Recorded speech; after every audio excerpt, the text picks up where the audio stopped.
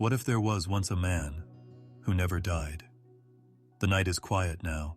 The air feels old, as if it carries whispers from a time before memory itself. The stars above hang motionless, suspended like ancient witnesses to a story forgotten by most, but not erased. In this stillness, there lingers a name spoken softly in sacred books, carried across generations like a fading echo: Enoch.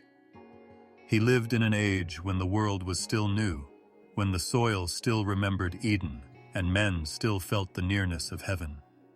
The earth was filled with the sound of human voices, the rise and fall of their lives, the endless rhythm of birth and death. But among them was one who moved differently. While others walked upon the dust, Enoch walked with God. It is written simply and quietly in the ancient text of Genesis.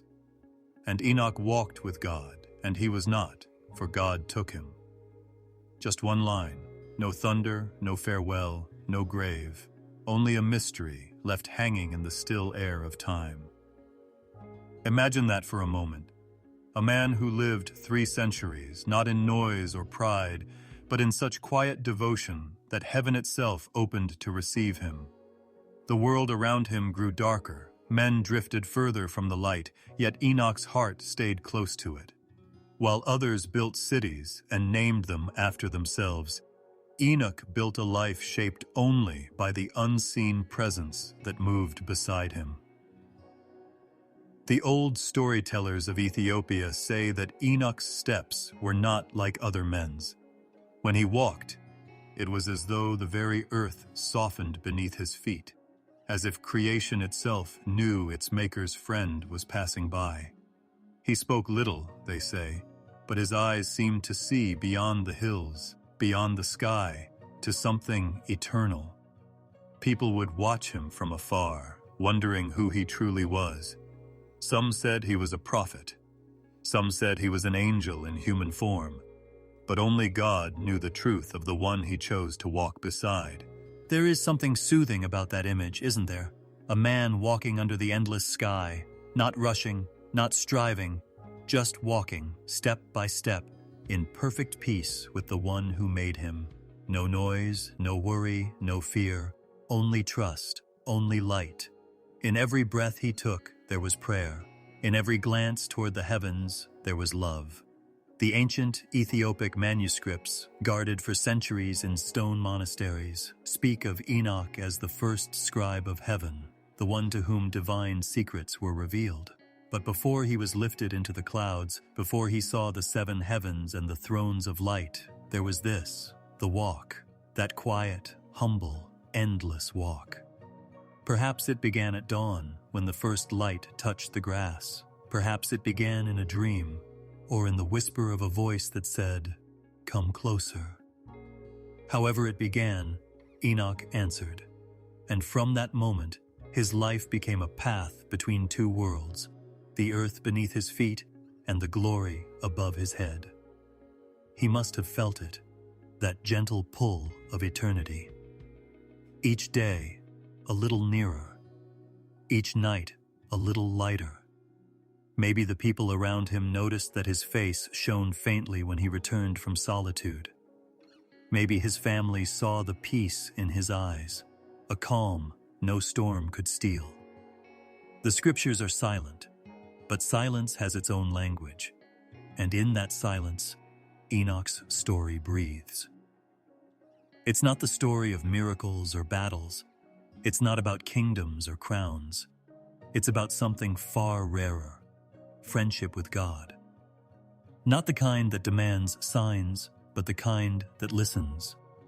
Not the kind that shouts, but the kind that walks quietly beside the eternal, heart open, hands empty, eyes lifted. And maybe, if you listen carefully tonight, you can almost hear the sound of those ancient footsteps, the rhythm of a man and his creator moving together through the twilight of the early world. The wind carries it, soft and distant, low. Like the memory of peace, this story is older than empires, older than languages. It belongs to that deep place in the human soul that still hungers for closeness, for stillness, for the touch of the divine. Enoch reminds us that holiness isn't always found in grand temples or sacred rituals. It can be found in a simple walk beneath the quiet sky, where one heart beats in tune with heaven. And so, his mystery remains. The man who did not die. The one who vanished from the earth, not into the dust, but into the light. The one whose footsteps still echo somewhere beyond the veil. Maybe, as you lie there listening to this story, your heart feels that same quiet longing to walk in peace, to feel the nearness of something greater, to rest in that calm presence that never leaves. So close your eyes for a moment. Breathe softly. Picture the stars, steady and silent above an ancient world. Somewhere beneath them, a lone figure walks along the edge of eternity, slowly, humbly, side by side with God. And that is where his story begins. If you felt peace listening to this story, help this little channel grow. Subscribe, share it with someone who loves these ancient tales, and comment your name and city below, so we can remember you in our next prayer. There was a sacred line that ran through time, before kingdoms rose and fell, before people learned how to build towers and walls. It was a line that held the soft echo of Eden. Life flowed like a river through generations, sometimes getting dimmer and sometimes shining bright again from the first breath that God gave to Adam. And of all the people who walked on this fragile earth, a few remembered the voice that spoke in the garden. They weren't powerful or rulers of nations, but they did have something more important, the memory of being close to God. After Adam came Seth, the child born after Abel's death. By then, the world had known sadness. But there was still a quiet hope through Seth.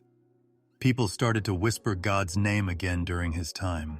They would look up at the stars and remember that the Creator had once walked among them. The air must have felt holy back then, as if the earth itself still remembered the Lord's footsteps. Enos was the first weak prayer of humanity, and he was the son of Seth. The language of heaven was far away now, but their souls still reached up. Men had started to stray from the path of light, making their own altars and worshiping what they had made with their own hands. But a few kept their hearts pure. Enos held the flame that would not go out, a quiet devotion that was passed down like a secret blessing. His faith wasn't written down. It was in the way he lived his life and how he lifted his face to the morning light, whispering words that only God could hear. Like pages in a book that had been lost, generations came and went. Canaan was the son of Enos, and Mahalalel was the son of Canaan.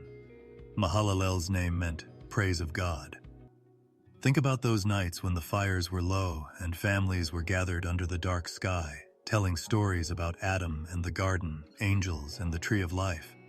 They talked about the voice that had once told them, "Walk with me." And even though that voice was no longer echoing through the trees, they thought they could still hear it, softly, in the wind, if they were quiet enough. Mahalalel lived during a time when things were starting to change. The first day's innocence was fading. The air was louder because men were chasing after their own greatness. But Mahalalel still longed for Eden in his heart.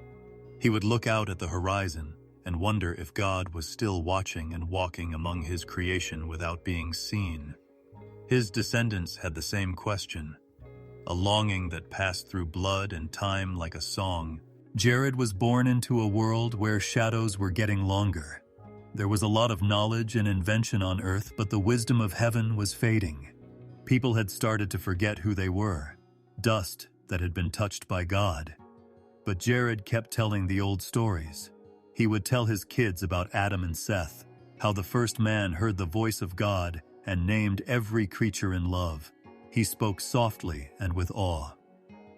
One child's heart burned differently than the others who listened. The child was Enoch. Enoch was born into a world where most people had stopped listening. But inside him, the old desire came back to life, the same voice that had called to Adam in the cool of the day. When he looked at the sky, maybe he didn't just see stars. Maybe he saw doors to another world. The wind would blow through the trees, and he would stop as if he could hear something that everyone else had forgotten. He was part of a holy thread that went from Adam to Seth, then to Enos, then to Mahalalel, and finally to Jared.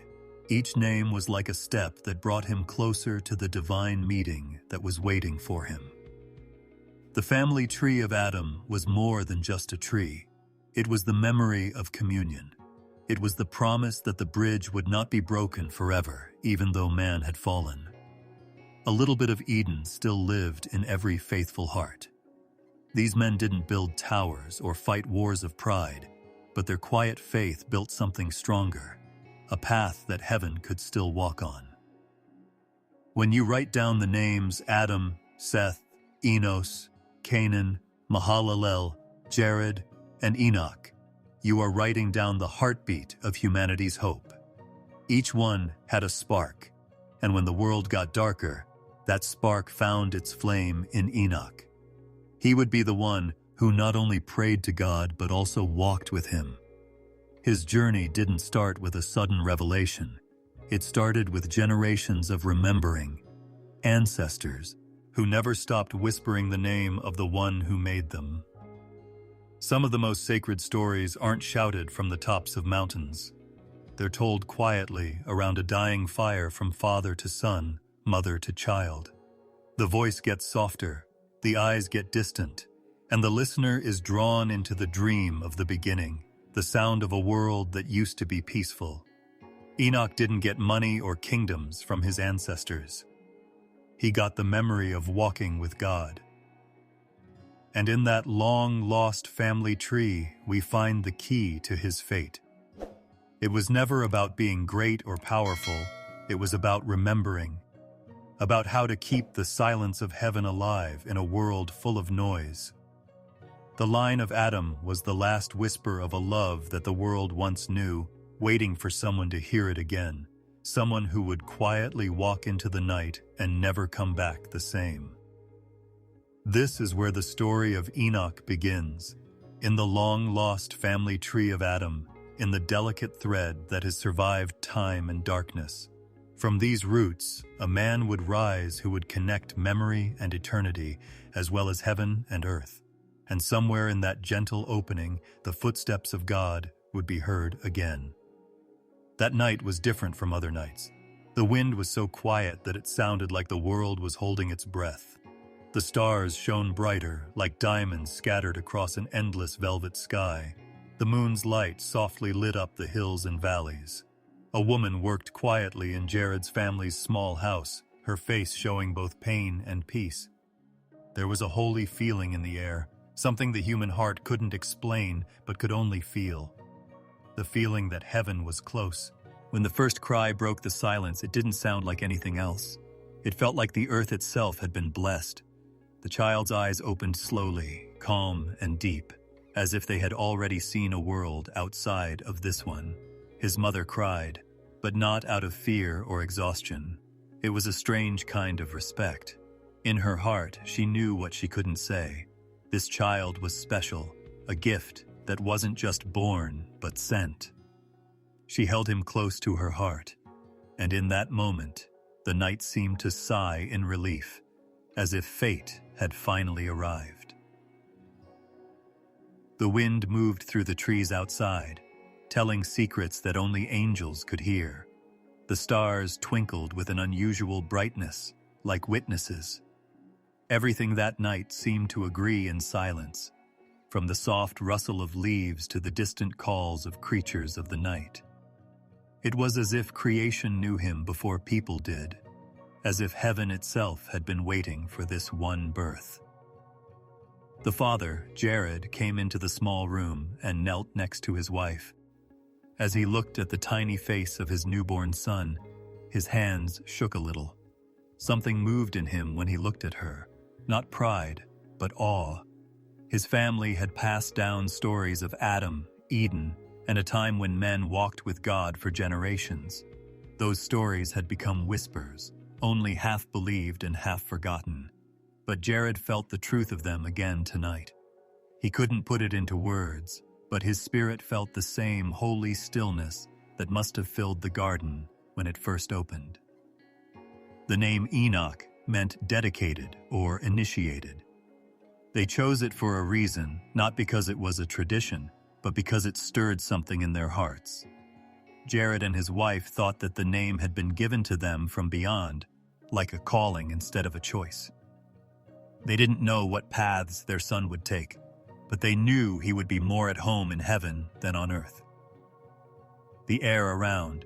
Enoch always seemed calm as he got older. Even as a kid, people around him felt calm when he was there. His laugh was soft and clear, like the sound of the wind blowing through fields in the morning. He wasn't loud or fidgety. Instead, he quietly watched the world, as if every tree, bird, and star spoke to him in its own secret language. His mother often saw him staring off into space, not distractedly, but as if he were listening to something that no one else could hear. The house would sometimes go completely quiet for no reason at all, and everyone would look at Enoch during the calm pause.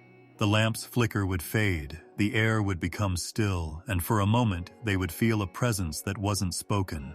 It was a feeling that couldn't be denied or explained. It was like this child had a light inside him that the darkness of the world couldn't touch.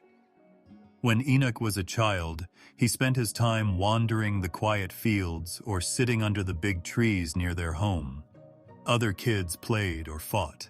He would picture the stars' patterns in his head and watch how they moved across the sky every night. He saw how the dawn light touched the mountains, how the river sparkled like silver under the moon, and how the wind always seemed to have a meaning. To him, nature wasn't just pretty. It was alive, whispering, teaching, and reminding him of something that would last forever. Jared, his father, would often watch him from a distance, feeling both proud and uneasy. He loved Enoch, but he also knew that Enoch was different from other sons. He didn't talk much, but when he did, his words had a lot of meaning for someone his age. When Jared asked him why he spent so much time looking at the stars, Enoch just said, "Because they remember."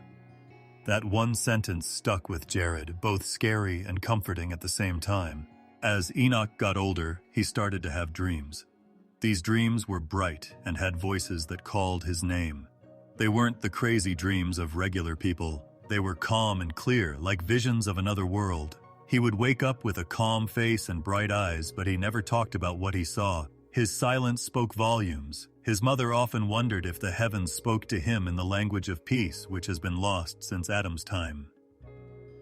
Years went by, and the quiet boy grew into a young man whose heart seemed to be stuck between two worlds. People who met him felt strange emotions, but they couldn't put their finger on why. Being near him made them feel like they were close to something old and pure, like a closeness to God that people had forgotten about long ago. He didn't want attention or praise. He just lived with quiet devotion, and his days were like prayers. The elders of the land started to pay attention to him. They would see him walking alone at dusk, his steps slow and thoughtful, and the light of sunset would make him look like he was in a halo. He moved in a way that was otherworldly, as if he were lightly touching the ground instead of being weighed down by it. Some people said he was chosen, while others said he was strange, but everyone agreed that peace followed him wherever he went. He didn't like the noise of the world, he liked its quiet. He looked for places where silence spoke louder than words, like the cool air before dawn, the shade of an old oak tree, and the quiet banks of a flowing river. There, in the soft hum of creation, he felt like he was getting closer to something big and unknown. It was like his soul was remembering a song that everyone else had forgotten. People around him could tell something was different, even if they couldn't put their finger on it. Enoch's voice was soft when he prayed, but it felt like the air was listening. It seemed like the stars moved closer when he looked up at the sky, and in the stillness of his gaze, the divine seemed close by.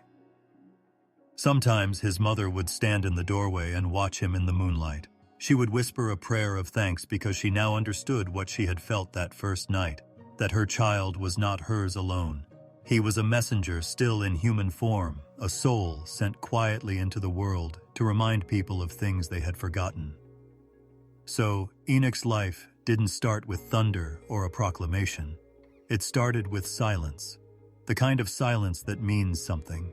A peaceful child born under the stars, with a destiny quietly written in the language of heaven. People didn't know it yet, but a prophet had been born. Soon his footsteps would lead back to the place where heaven and earth used to meet.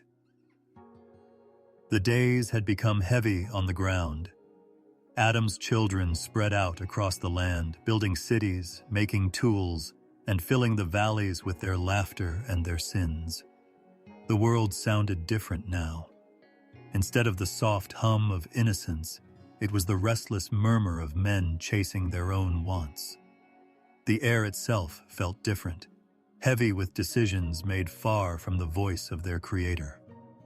Violence grew slowly, like a shadow getting longer at night. Hearts that used to look up to heaven began to look only at themselves. The ground was rich but stained, and the tears and sweat that fell on it came from greed more than gratitude. Men built altars not to pray, but to show off.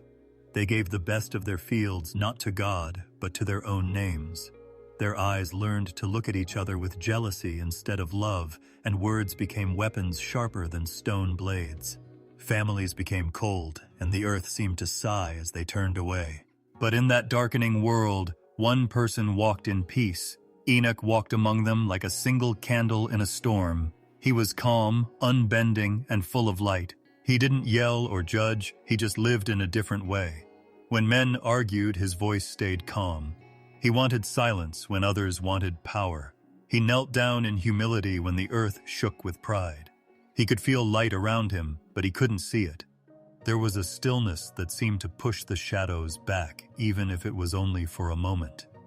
He worked with his hands like any other man, plowing the land, taking care of his family, and looking after the animals in the field. But everything he touched had a sense of calm. His crops grew evenly, his flocks were calm, and the air around his house felt softer, as if creation itself knew he was at peace. People talked about him in the markets and by the wells. People said he talked to messengers who weren't there.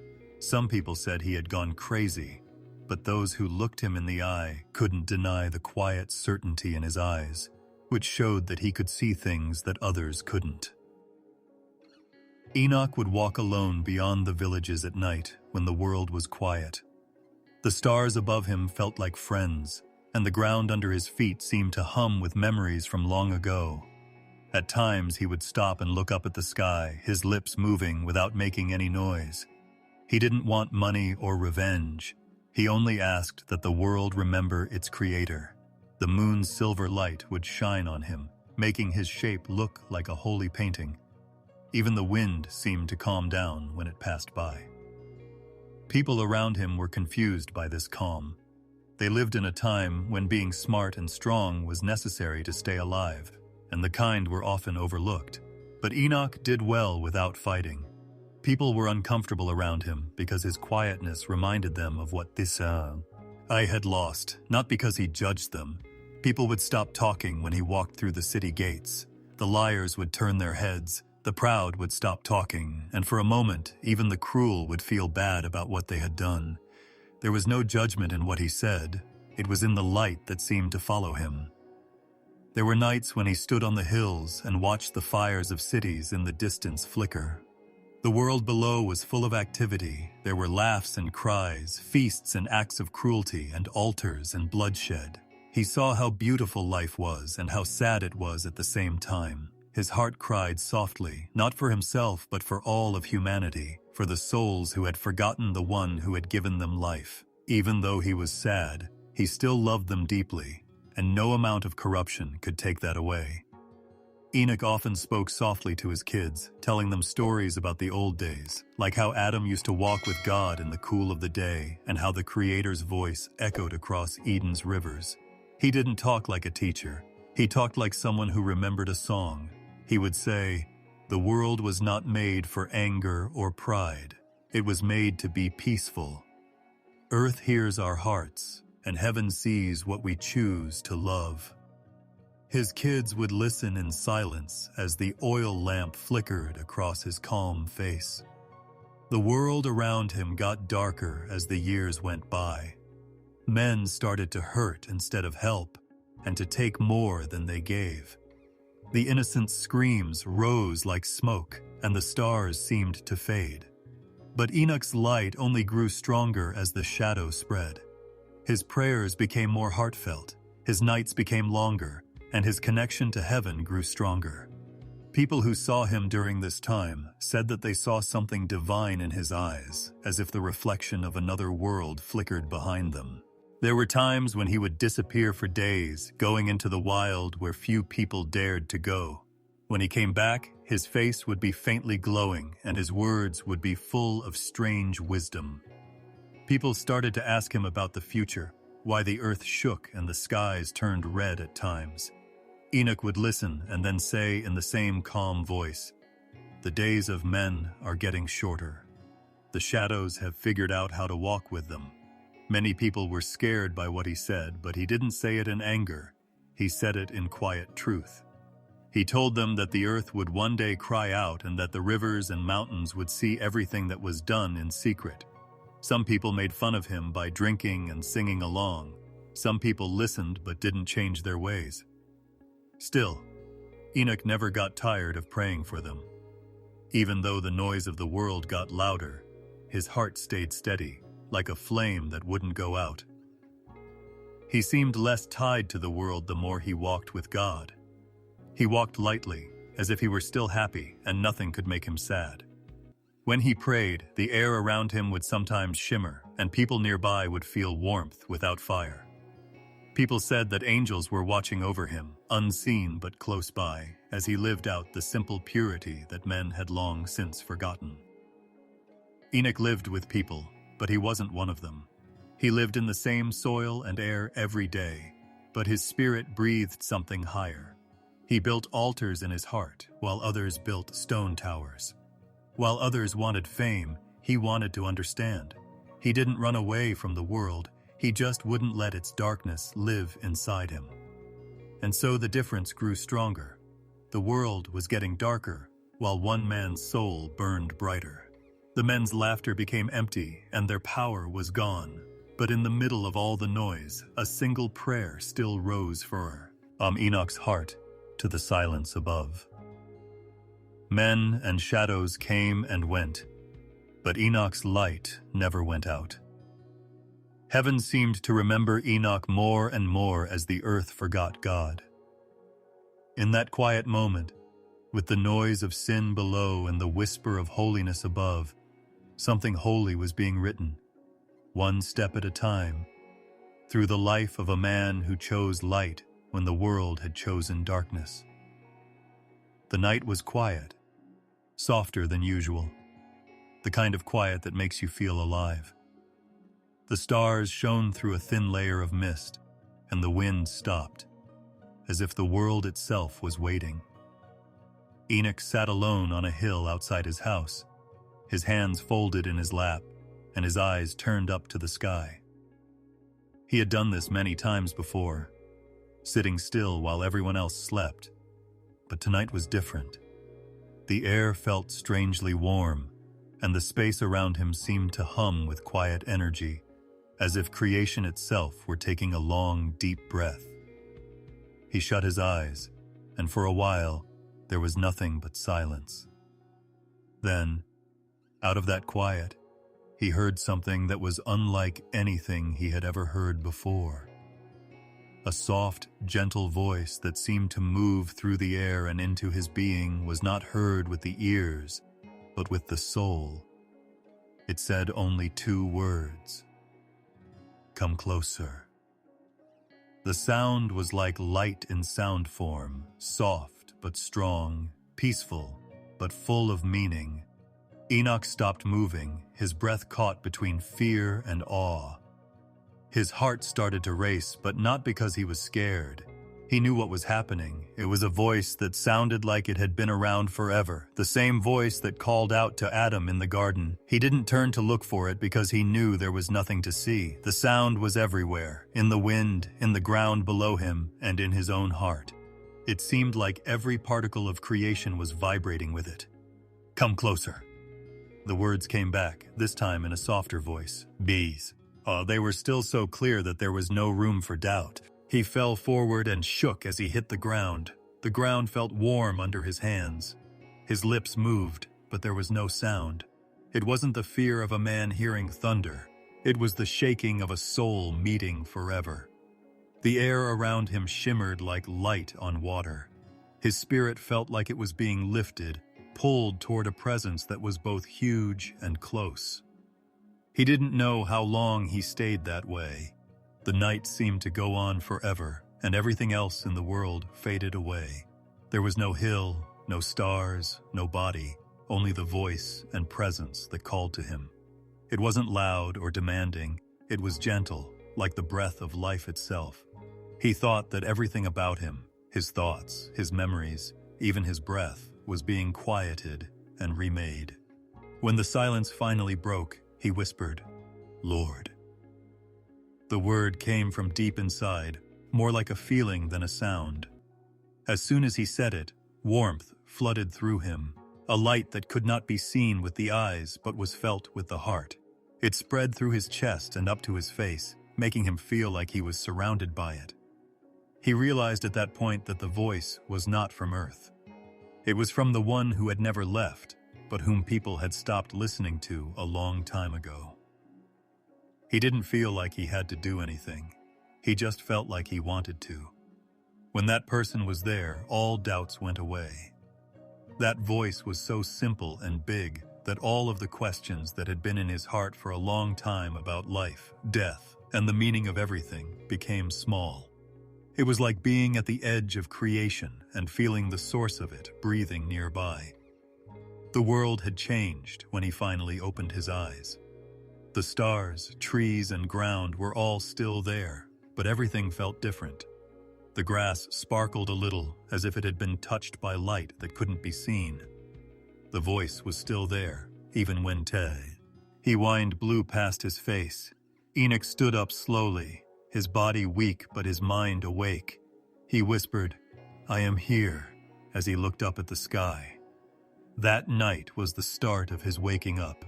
After that, the silence was never empty again. He could feel a quiet presence behind him no matter where he went, in the morning light, in the sound of footsteps, and in the sigh of the evening wind.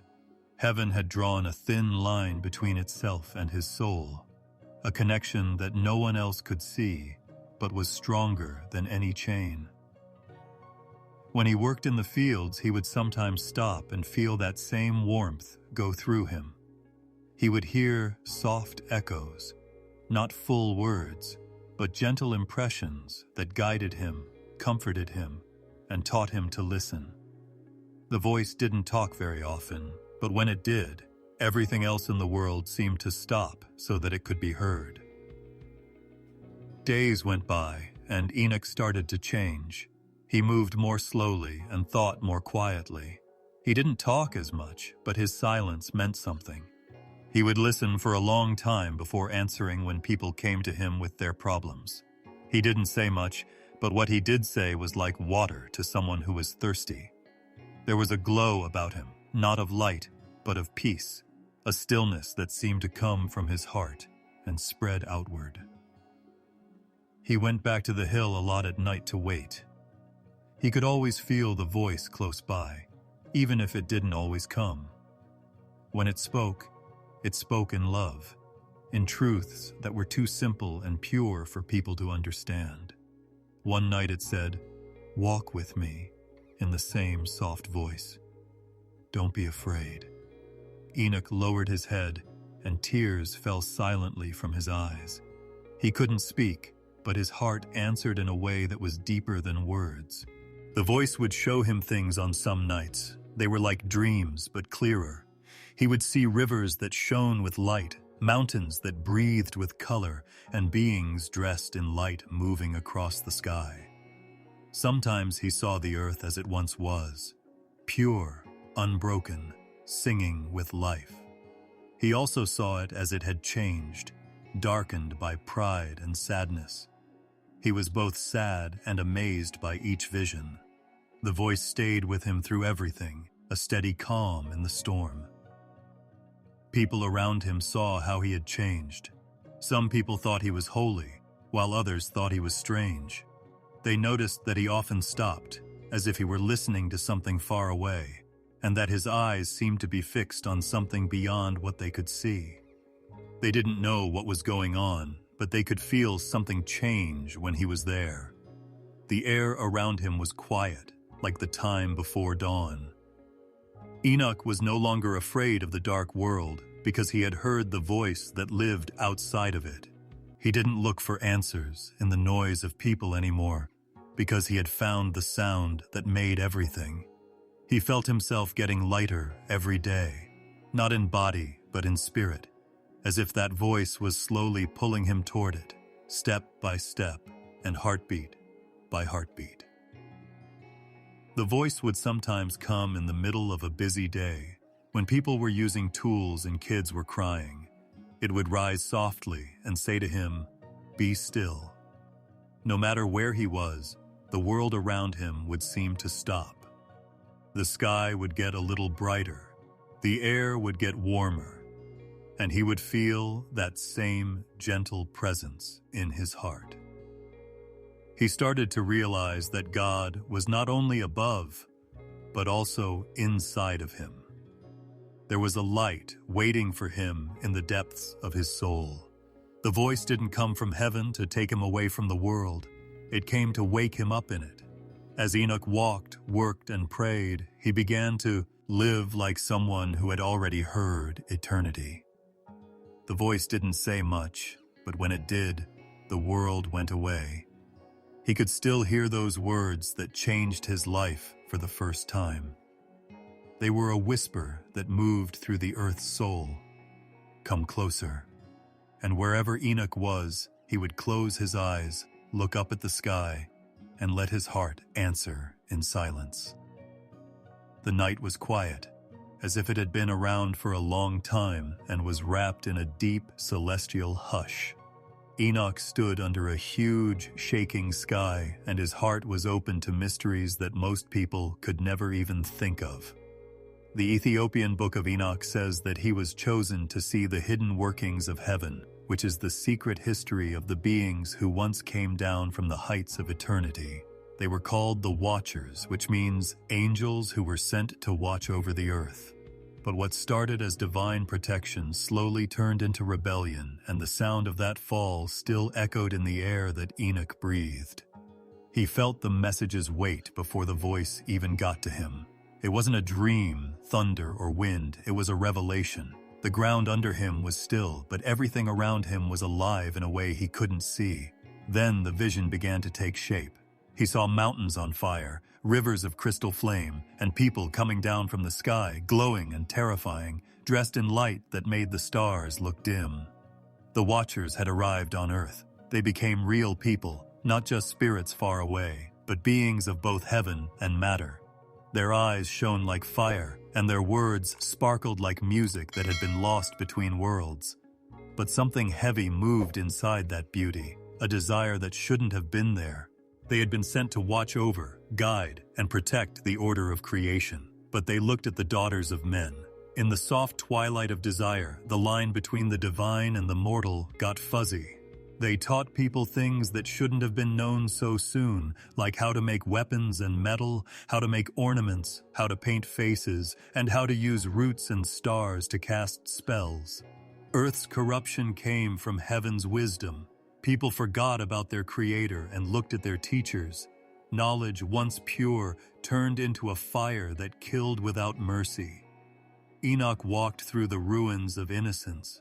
Men's songs had changed. They stopped talking about being thankful and started talking about power, about charms that could control the heavens, and about stones that could tell the truth from the underworld.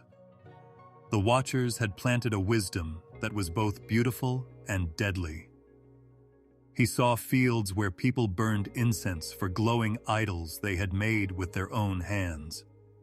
The crafts that angels had taught them had become doors for evil. It felt like every breath of life was full of sadness, as if even the wind remembered what had been lost. Enoch's spirit was lifted again one night when he prayed in the hills. He was given visions of the heavens, not the way people see the sky, but the way spirits see the truth behind it.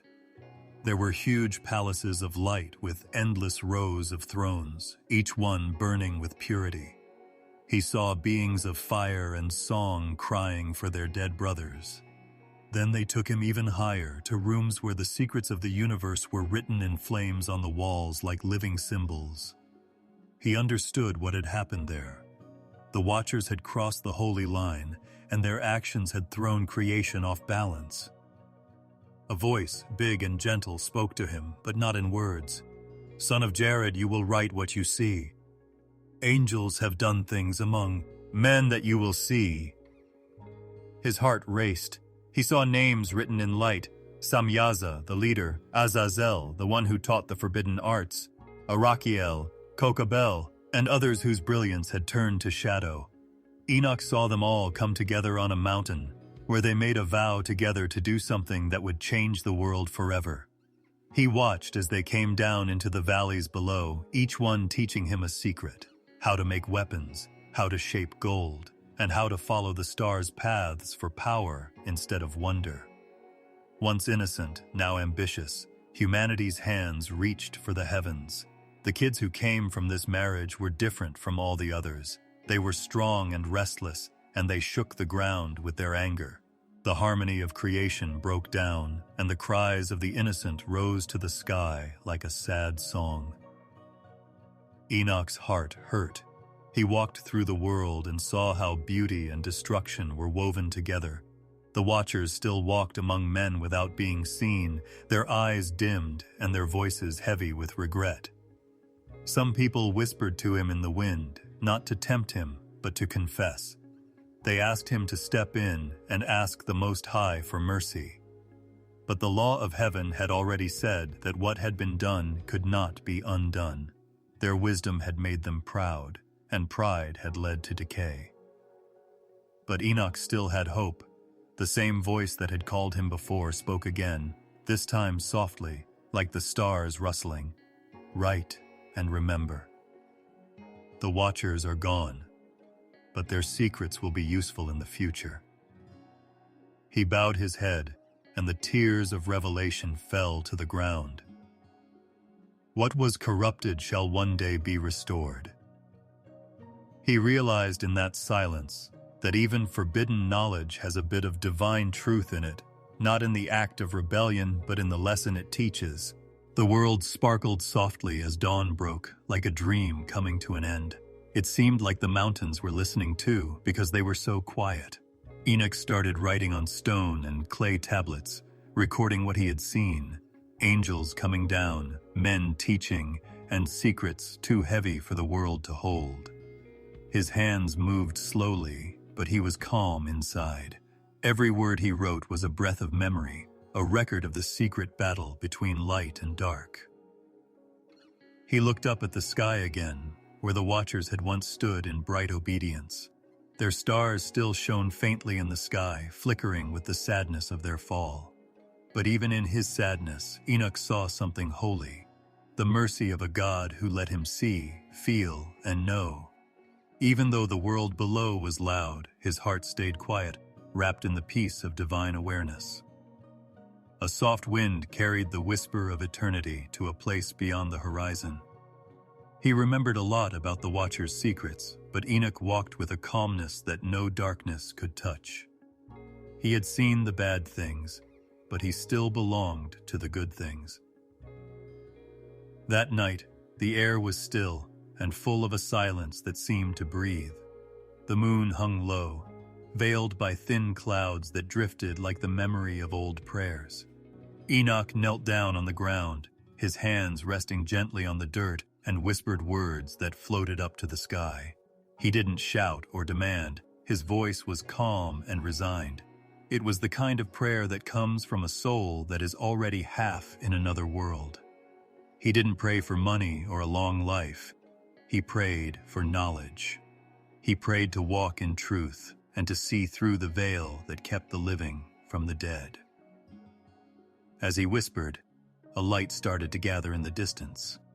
At first it was faint, like a mist of fireflies. The wind moved. The trees shook like they were waking up from a long dream. The light got brighter and warmer. No, it burning, but hugging. It sparkled across the land until the night itself seemed to stop breathing. Then Enoch heard it again, the same voice that had called his name before. This time it was all around him, not just from above. It was a sound of peace, not thunder. The voice said, "Enoch," in a soft, deep voice, "your prayers have reached the gates of heaven. Come, because the Lord has chosen you." The words stayed on his heart like dew. He looked up, and the stars above seemed to move. The sky opened up, not like a door creaking on its hinges, but like light spreading out. In that bright space, figures came down, moving like living comets. They were not from Earth. He felt better when they were there, because they didn't have any fear, just a pure song that sang in silence. Their faces were calm, like the calm of eternity, and their clothes flowed like rivers of dawn. Enoch bent his head, but one of them spoke softly, and his fear went away. The angel told Jared's son, "Don't be afraid. The Eternal One wants you to walk with him. You have lived with people and kept your heart pure. Now you will see what no one else has seen until the right time." The ground below him glowed softly, as if it were breathing light. The air smelled like something he couldn't name, like rain, myrrh, or a memory of paradise. Enoch felt the weight of the world leave his body when the angel reached out a hand. The earth got farther away, but he didn't rise as much as he was lifted. His spirit seemed to open up, and in an instant the stars turned into paths, and the sky turned into a sea of living light. He went through layers of light that pulsed with colors that were beyond what he could have imagined.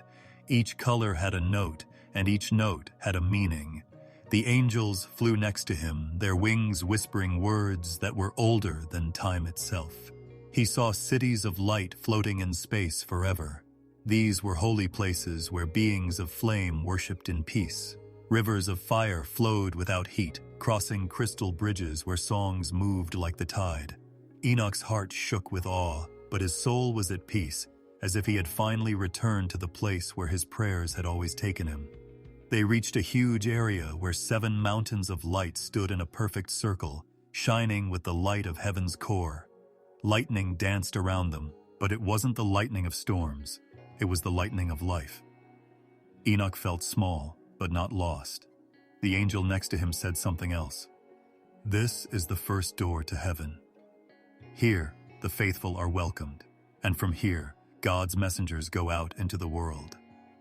A slow, eternal melody hummed in the air, coming from choirs that couldn't be seen.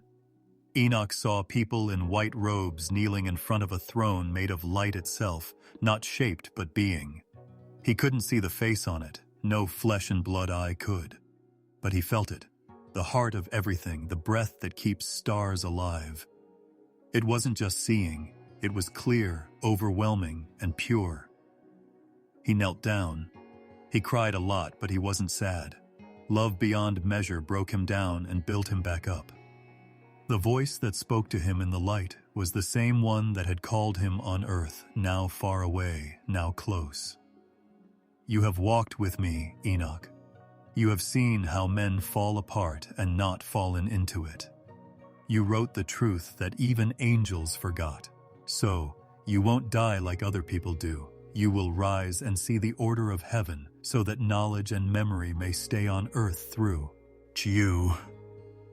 The words were all around him, filling him with light. Enoch bowed and shook. "I don't deserve it," he said softly, but the light softly said, "None are worthy, but I call whom I will." After that, the light changed. It wrapped around him like wings. The angels who had brought him this far moved out of the way, their faces calm. Their singing was so beautiful that it seemed to change time itself. The song had both happy and sad parts, like how heaven was welcoming a friend, but also sad about what had to be left behind.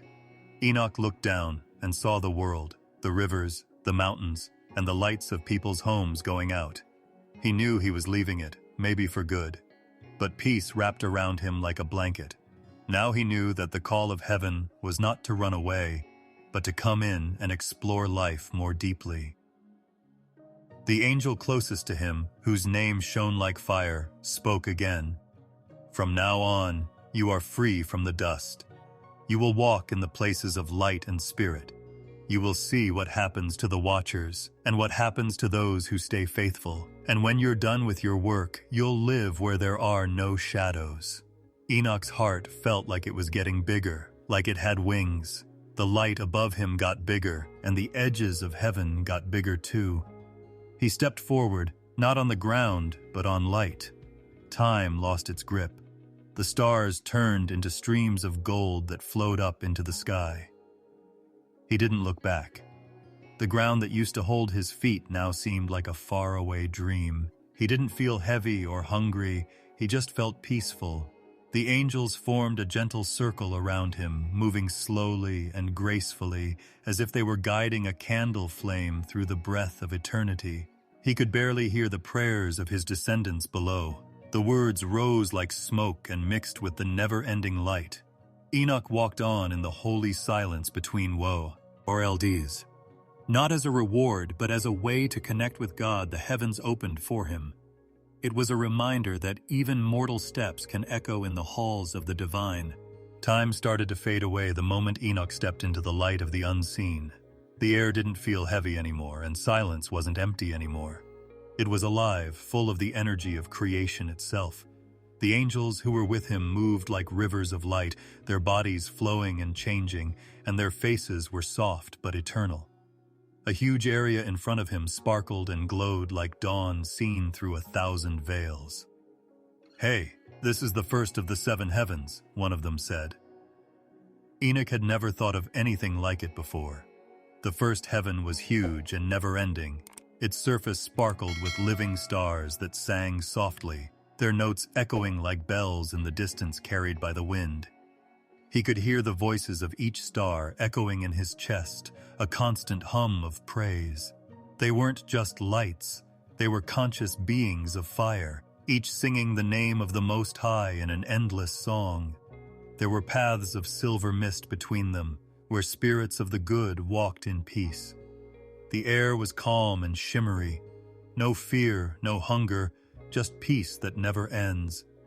Enoch felt small, but he was never alone. The angel on his right, whose wings looked like melted gold, turned to him and said, "Here live the keepers of light. They write down every birth and breath of creation. Nothing escapes their knowing, for the first heaven is the memory of all beginnings." Enoch bowed his head and listened to the soft music that seemed to flow even through the silence. Harmony was woven into the very fabric of this world. They went higher, leaving the sea of stars behind. A soft wind lifted them up to the second heaven, where the light grew stronger, but shadows still hung around the edges. He saw people chained in flames, and their eyes were full of regret. The angel who was leading him spoke in a sad, low voice. "These are some of the watchers who left their post. They will always look at the glory they left behind. They stay there until the day they are told to leave, between mercy and justice." Enoch's heart hurt because he felt a strange echo of love in their punishment, like broken notes in a perfect song. He understood that the light from heaven didn't destroy, it showed. Even the sadness here was beautiful because it told the story of holiness that was lost and then found again. Around them, bright messengers moved with solemn grace, taking care of the harmony that held the universe together. As they climbed higher, the second heaven melted into the third, which was full of huge gardens and golden air. Enoch walked through fields that glowed with soft light and rivers of living water that wound through trees with leaves that sparkled like emerald glass. The air was filled with a sweet and old smell. Angels took care of souls here.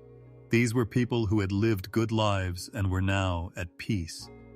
He heard their soft, peaceful laughter echoing like lullabies over fields that seemed to go on forever. There was no night in this world. Worship was in every breath. Every whisper was a sign of life. Enoch walked quietly, his heart full of wonder. The angel next to him smiled. Enoch, this is the garden of souls. Those who cared more about doing the right thing than being famous are here until the new dawn. Here they remember no pain. Enoch knelt by one of the bright rivers and held its light in his hands. For a moment he saw the reflection of his own world, which was fragile, fleeting, and beautiful. The river moved slowly, as if the sky itself were sighing. The trip wasn't over yet. The angels opened their wings and Enoch rose again, this time to the fourth heaven. The air became bright and filled with sounds he couldn't put into words, like 1,000 harps playing at once and weaving light into music. The sun and moon stayed on their paths here. He saw them, bright beings leading spheres of fire and silver in their eternal dance. Around them, groups of angels sang, each voice having a purpose and a beat. It felt like time itself was moving from this place. The angel pointed up. This is where order and light live together. From here, night and day take turns. Every heartbeat, every breath on earth finds its rhythm here. Enoch watched, spellbound, as the sun bowed before the throne of its maker and the moon followed, as if it were a prayer. He felt the perfect balance and the grace of the law that wasn't broken. They went back up to the fifth heaven. The light here was soft and blue, and the air was full of echoing chants that rolled like waves across time. A lot of angels stood in long lines, dressed in light and holding musical instruments. Their songs were not happy or sad, they were about the power of unity. Enoch watched them sing, and it seemed like the world itself was shaking. He saw one group whose faces were sad, and who were looking down at the ground.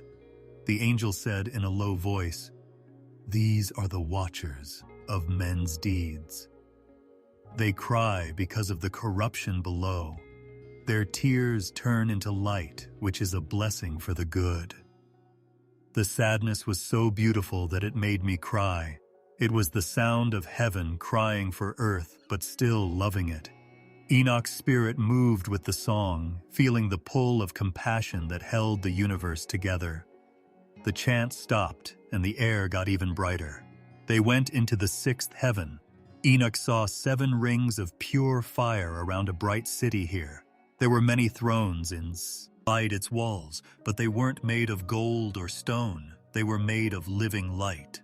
Angels bigger than any he had ever seen sat on them, their faces hidden by fire. They were in charge of the stars and kept the divine law. They wrote down every movement in the universe in books of light. Their eyes were like suns, but they were calm and devoted. One of them turned to Enoch, and even though its face was covered, its voice was clear. "Son of man who has been lifted from the dust, you are a witness to what few have seen. Every law, every order, and every breath has a reason for being. Here, obedience keeps creation going." Enoch bent down. The light made him feel so awestruck that it was like he was going to sleep. The sound of divine harmony surrounded him, soft as a heartbeat. Finally, they reached the 7th heaven, which is the highest point in all of creation. The climb seemed to go on forever, but it was easy, as if his very soul was being pulled toward its source. The light was so pure that it seemed to breathe. When he walked in, everything stopped. There was a throne in front of him that shone with an infinite light, and there were countless seraphim around it. Their wings shone like the sun in the morning, and their voices made an eternal hymn. Enoch couldn't look up all the way because the glory in front of him was too great. He felt it in his heart, the presence, the heartbeat of everything that is and will be. Love made the air shake. Every sound faded away, and every movement stopped. Then, in that huge, never-ending light, he heard a whisper that he knew but didn't hear. "You have walked the path of faith, Enoch. You have seen how the heavens work together. You have gone through light, sorrow, and peace. You are now one of the living echoes of my breath." Tears sparkled as they fell from his face. The seven heavens around him pulsed in time with that heavenly voice. He understood that everything in the universe, from the stars to the spirits to the air, was singing the same song, the song of life that never ends and love that has no limits. Enoch stood there, at the edge of eternity, surrounded by light and music that never stopped. It was a dream that had come true, a man who walked into forever. When Enoch heard footsteps that made no noise at all, he knew they were beings made of light moving around him. The light of the seventh heaven still shone around him. They walked slowly toward him, their presence gentle but huge, as if each step carried the weight of forever. The air shook gently, full of something old and alive, like a breath that came from outside of time. One of the angels, who was so beautiful that words can't describe it, held a tablet in his hands that glowed with its own inner fire. Symbols moved like living stars on it, changing and aligning, forming and unforming. Knowledge that breathed. Enoch stood still, his heart beating not out of fear but out of awe. The angel's voice was deep and calm, like the sound of thunder far away that had been softened by mercy. He said, "You have seen the glory of the Most High. Now you will write. You are chosen not just to see, but also to remember. Your hand will keep what your eyes have seen, so that the truth does not die out among men." Enoch's lips opened a little. "Write?" he said in a whisper. "What should I use to write about heaven? Your truth cannot be held by the words of men." The angel held out his hand, and something that looked like crystal but felt alive appeared in it. It was a pen made of light that had been condensed into a shape. Enoch felt warmth in his fingers when he took it. It traveled to his heart. The pen moved in time with the heartbeat of creation itself. It hummed softly, like it was telling secrets that only the soul could hear. Another angel came forward, holding a scroll that was as big as the sky but as light as air. It opened up forever, with golden lines moving across its surface like waves of morning light. The angel said, "This is the parchment of heaven. It doesn't have any ink on it because what is written here becomes spirit. Every word you put on it lives." The first angel looked at Enoch again. "Now write," he said. "Write down what you have seen, what has been shown to you, and what is yet to come. The Lord wants all the people of the earth to know about His justice, mercy, and mystery. Write, so that the truth of heaven may not be silenced by the dust." The light around Enoch changed from white to gold and blue. He knelt down in front of the scroll, holding the pen in his hand. His fingers shook, but not out of fear. They shook out of respect.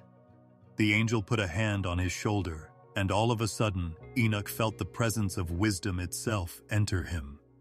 It wasn't a thought. It was an understanding that went beyond words. His vision changed. He no longer saw with his physical eyes, but with the eyes of his spirit. He saw realms unfold before him, worlds within worlds, patterns of creation spiraling through light. Every breath of heaven turned into a word, and every word turned into a universe. The pen moved on its own as he started to write, as if it were being guided by something divine. He didn't think. He just let the truth flow through him. Each stroke of light came to life on the scroll, glowing softly before fading into the gold surface. He wrote about the angels who fell and the watchers who had once looked at the daughters of men and lost their place in heaven. He wrote about the secrets they taught, like how to use weapons, how to cast spells, and how to read the stars and signs. He also wrote about how knowledge gained through rebellion ruined people's innocence. He wrote about the coming judgment, the flood that would wash away all the dirt, and the mercy that would still shine through the destruction. He saw the promise of restoration and the vision of a Son of Man clothed in glory, sitting on a throne of fire, who would judge the living and the dead. He shook the pen as he wrote it, because even in heaven that name was spoken with fear. The angels didn't say anything as the light from the scroll got brighter and spread across the floor like dawn breaking on water. Enoch went on without stopping, his hands no longer tired from being human. He wrote about the order of creation, saying that every star had a name, every wind had a direction, and every soul had a measure. He saw the places where snow was stored and the paths of thunder. He saw the rooms where souls slept until the day they woke up. He wrote it all down, his heart steady and his hand moving with grace that wasn't his own. Then the voice, the same one that had called his name from the quiet of the earth, spoke again, filling every part of him. Enoch, my dear scribe, you don't write with ink, you write with spirit. What you write will last even after the mountains have faded. My wisdom will walk with you, and your words will flow through generations. The voice was both strong and calming. Enoch's eyes filled with tears, but they were happy tears. Lord, he whispered softly, how will I get these words to the people who are stuck in dust and time? How will they know what they can't reach? The light looked like it was smiling. Don't be afraid, it said. The heart of man remembers more than the mind can hold. They will read what you wrote when the time is right, and they will know. A calm came over everything. The angels moved closer and watched as the last lines appeared on the glowing scroll. It was a record not only of events, but also of divine breath. The pen in Enoch's hand dimmed when he was done with it. He looked down at what he had written. The words looked strange to human eyes, but he could feel their meaning. They were truth, sealed in light. The angel who had given him the pen took the scroll and held it as if it were the most important thing in the world. This, he said softly, will stay in heaven's archives until the right time, but you will write another copy on your heart. Wisdom will stay with you even when you are back among people. You will speak, and what you say will bring back memories. The sky seemed to shimmer in time with the words as they spoke. The stars moved a little and came together in silent harmony. Light streams flowed through the air, going around the spot where Enoch was kneeling. He could feel the heartbeat of creation in time with his own. The pen he was holding slowly disappeared, turning into sparks that went into his chest like embers going back to where they came from. The angel lowered his head. He said, "You are now Enoch the scribe, keeper of the words of God." And with that title came a peace that was deeper than anything he had ever felt. He didn't feel like a man in front of angels anymore. He felt like a soul that had become part of heaven's breath. The light from the seventh heaven faded into a soft haze, like the light before bed. Enoch sat still, his eyes half closed, the last bits of divine fire still glowing inside him. He could hear faint echoes of the eternal song, the music of wisdom that flows through all of creation. He realized then that he had not just seen heaven, he had become its witness, its writer, and its living memory. The stars above seemed to bow in silence, as if to honor the moment. Enoch's heart whispered the same prayer that had started his journey long ago. Let me walk with you always, even in silence. The silence of heaven seemed to go on forever, huge, shining, and full of life. It wasn't quiet. It was full of music that couldn't be seen, like the sound of a million heartbeats blending into one eternal rhythm. Enoch stood on a flat piece of clear gold, where light moved like wind, and the ground felt both solid and fluid, as if it were breathing. The angels around him had stopped moving and were looking at a wide area that looked like a sea of light.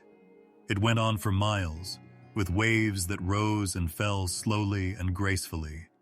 And from inside it came a voice, soft but immeasurable, the voice of the one who had spoken everything into existence. The light around Enoch got darker and folded in on itself like living fabric. Colors that the human eye couldn't see appeared, colors that seemed to have meaning instead of shade. The voice said, "Enoch, you have seen my mercy and my judgment. Now look at the secret that was there before everything else, the mystery of how things came to be." His heart slowed, his breath slowed, and he felt his spirit rise. The golden plain below him disappeared, and all of a sudden he was floating in a huge darkness that was not empty but full of life. He felt everything waiting inside the nothing, even though there was nothing. Then there was a pulse, a single tremor, as soft as an eyelid flutter, and the void rippled. Light came into being. It started as a single spark, fragile but endless, hanging in the air. A sound came from that spark. It wasn't like thunder. It was more like a note that brought all the other notes to life. The spark turned into a flame, the flame turned into a river, and the river turned into light so bright it seemed to sing. Enoch saw that the light did not move away from him. Instead, the darkness wrapped around it, shaping its edges and charting its course. Then he got it. Creation wasn't a war between light and dark. It was their dance. The light made things happen, and the dark made things take shape. That union led to movement. Enoch saw waves spiral out and huge patterns bloom like flowers in the deep, dark sea. Stars were inside the spirals, still unborn and waiting to wake up. Then a big breath came from the deep, the breath of God himself. The waves turned into spheres, and each one moved in its own way. Some were on fire, and others looked like water. Each was a part of a song, and each sphere had its own note. They all came together to make the melody of creation. Enoch floated through it, weightless and spellbound. Wisdom put each star in its place, not by chance.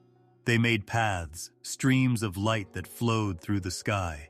Angels moved among them like caretakers of fire, directing their movements and keeping them in harmony. "These," one of the angels next to him whispered, "are the lights of the Most High." They are not just lights.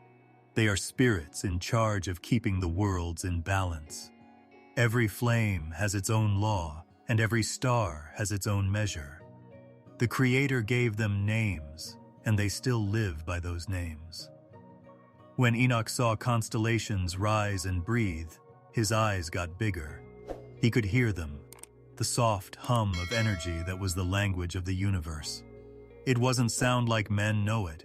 It was vibration, a harmony that filled the soul instead of the ear. He started to understand as he listened. Creation was not only seen, but also heard, felt, and known. He saw worlds being born below the stars. He saw fire turn into stone, stone turn into dust, and dust drink the breath of life. He saw light bend to make rivers, oceans, and clouds that danced with thunder. He saw mountains rise like the bones of sleeping giants and valleys form like soft sighs between them. Everything came from light, but the light never went away. It grew with every act of creation, as if joy itself were endless. Then Enoch was taken even deeper, beyond stars and matter, to the weaving that held everything together. He saw lines of golden energy running through the universe, connecting stars to stars, worlds to worlds, and spirits to their fates. "This," the angel said, "is the fabric of divine order. It connects all living things. Nothing moves without making contact with something else. A whisper in one world can reach the farthest edge of heaven. The Lord's order is perfect and unbroken." Enoch's head spun with how beautiful it was. He felt like he was inside God's mind, with each thought being a star and each intention being a world. The universe wasn't a machine, it was a song that kept playing. And yet, in that harmony, he could feel something even deeper: silence. the silence that surrounded all sound, as if the Creator's heart was resting in it. The angel led him to a huge river of fire that flowed through the sky. It wasn't destruction, it was life in its most basic form, pure energy and will. The angel said, "The essence of all things flows from this river, fire to the sun, warmth to the living, and spirit to the soul. It is the breath of the Almighty made visible." Enoch looked into the river and saw flashes, visions of time, of men who had not yet been born, and of civilizations that would rise and fall. He saw the patterns of fate mixed with mercy, with each thread held by hands that weren't there. The angel looked up. He said softly, "Even chaos had its place. Without it, light would not look for form, and harmony would not want to exist. The Creator made everything, even chaos, to help balance out beauty. Men call chance the mystery of wisdom too deep for their sight." Enoch shut his eyes and let the knowledge wash over him. The stars were no longer just stars. They were thoughts, the divine mind's living intentions. He could feel their warmth on his skin, in like a soft memory of the earth. Their song got quieter and softer until it sounded almost like a lullaby. Then, as he sank deeper into that cosmic sea, he saw something else. The image of a great light coming down, dressed like a man. The stars bowed down to him, and all of creation stopped. The angel said softly, "This is the secret at the heart of all creation. The Creator will walk through it, bringing its light and healing its wounds." From the very beginning, love wrote the end. The vision shook a little and then turned into gold mist. Enoch felt himself getting quieter and quieter. As dawn broke, the stars faded into a soft glow, and the cosmic song turned into the faint beat of his own heart. The voice of the angel was now a whisper.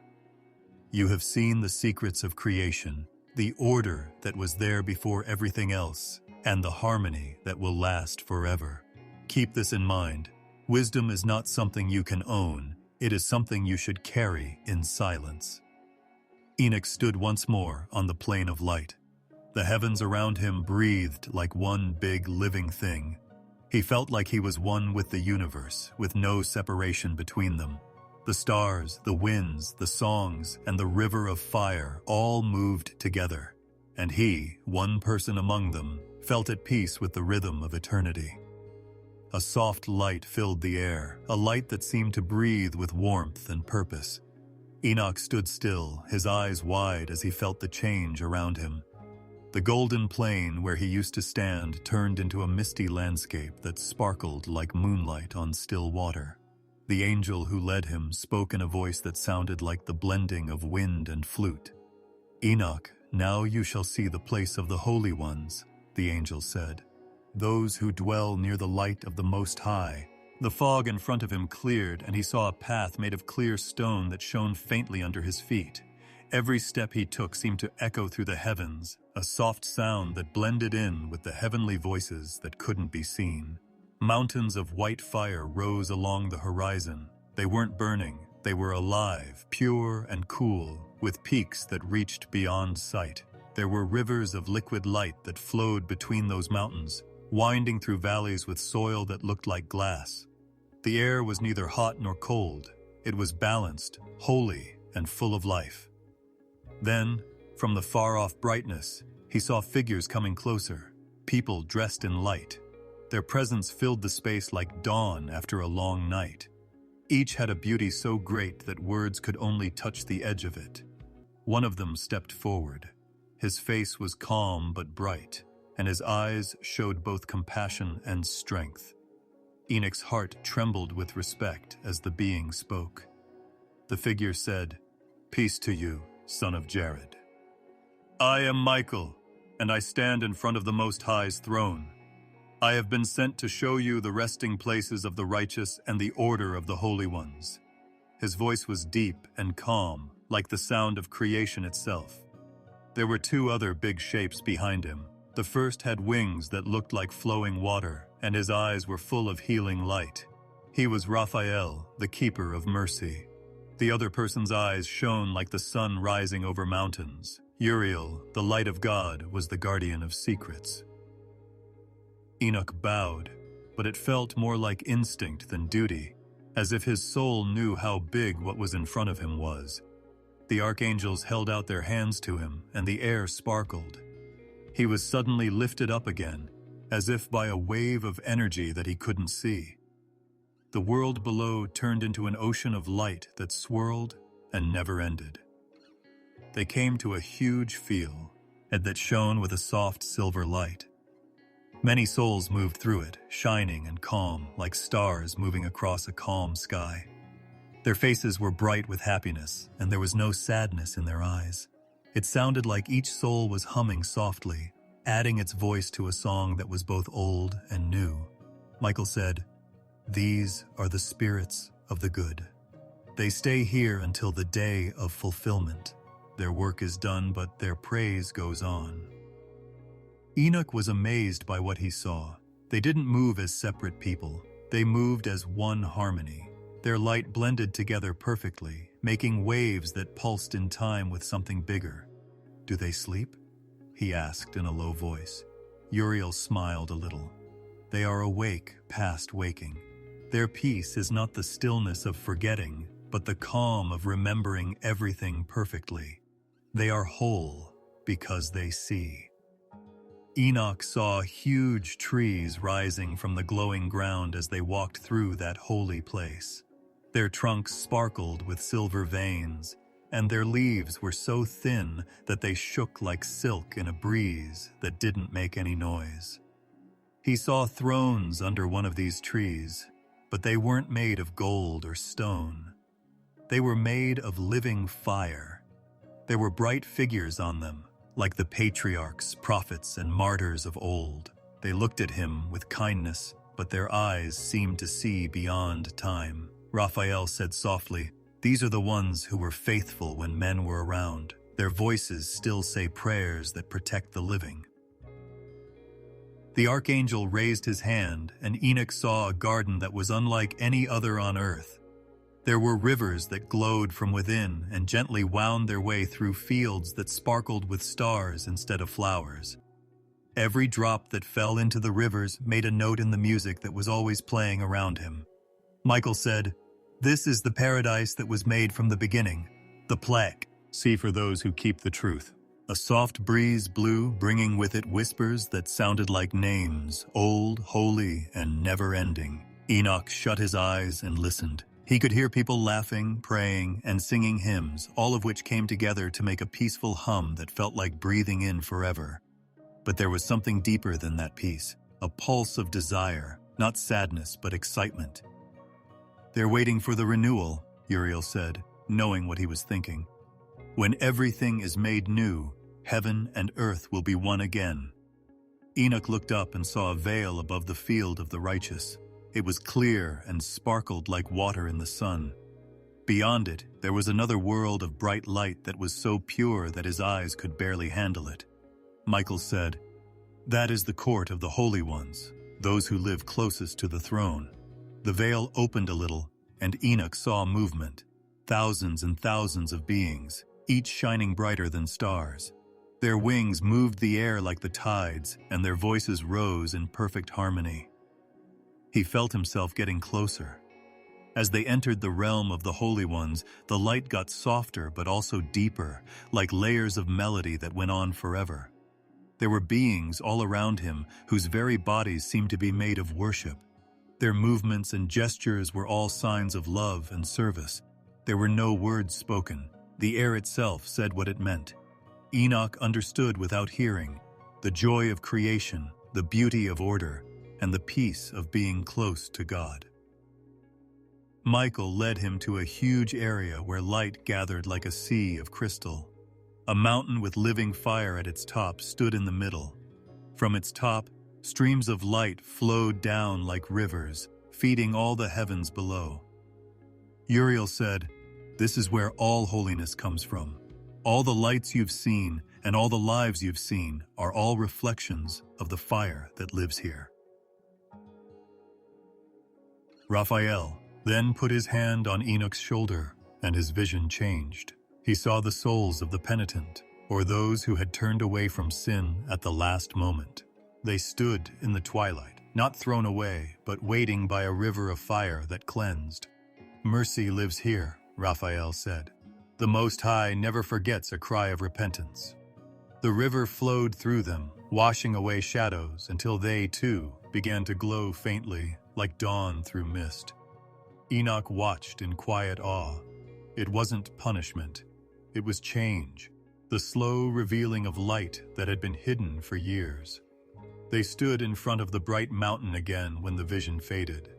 The light made the angels' faces look calm, eternal, and kind.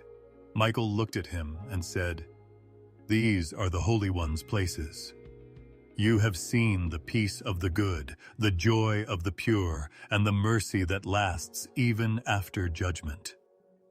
Remember these things, because the earth has forgotten what holiness means." Enoch's heart was deeply moved by the words. The light around him pulsed like breathing, steady and endless. He felt small but not unimportant, as if every heartbeat held a memory of this holy place. The song of the Holy Ones rose again, soft and big, wrapping around him like a warm current.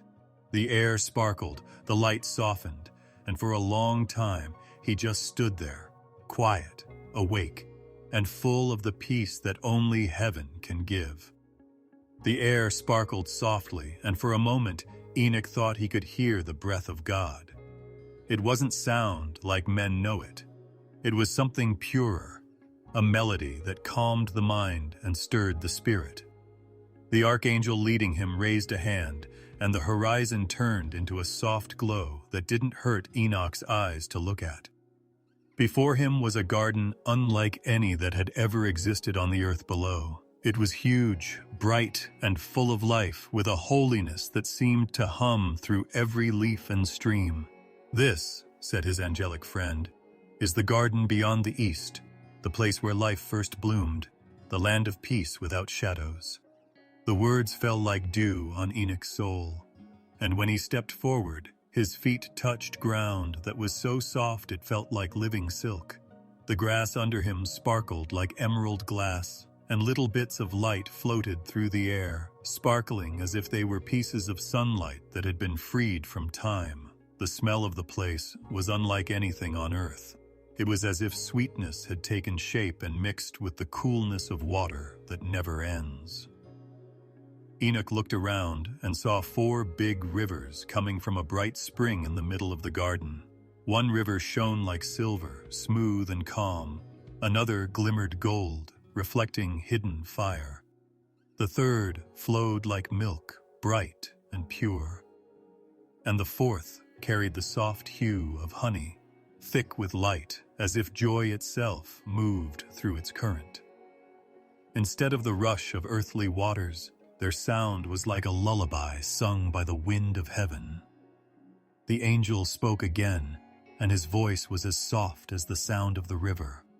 "These are the rivers of life that come from the heart of the eternal. They feed everything that exists, not like water fills the ground, but like spirit fills the soul. Every drop reminds me of the first dawn." Enoch's eyes drifted to the horizon, where endless groves of trees sparkled in colors that changed with every heartbeat. Some of them had fruit that glowed deep sapphire, while others burned softly like lanterns made of amber. Their branches reached up like they were always praying. There was one tree among them that was taller than all the others. It was huge, bright, and peaceful. Its roots spread out under the rivers, and its branches reached up to the sky like living light. It gave off a scent that brought peace beyond words to the air.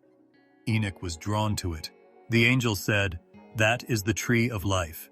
It gives strength to the good, renews souls, and keeps everything that breathes in balance. The stars even bend their light toward it." He stood at the bottom and looked up. The tree's bark sparkled as if it were made of starlight and dew. The leaves were see-through, and each one had a small gold shine in the middle. The fruit looked like little suns and gave off light that warmed but never burned. Enoch could feel their power deep inside his spirit, like a whisper of the divine heartbeat that keeps all worlds alive.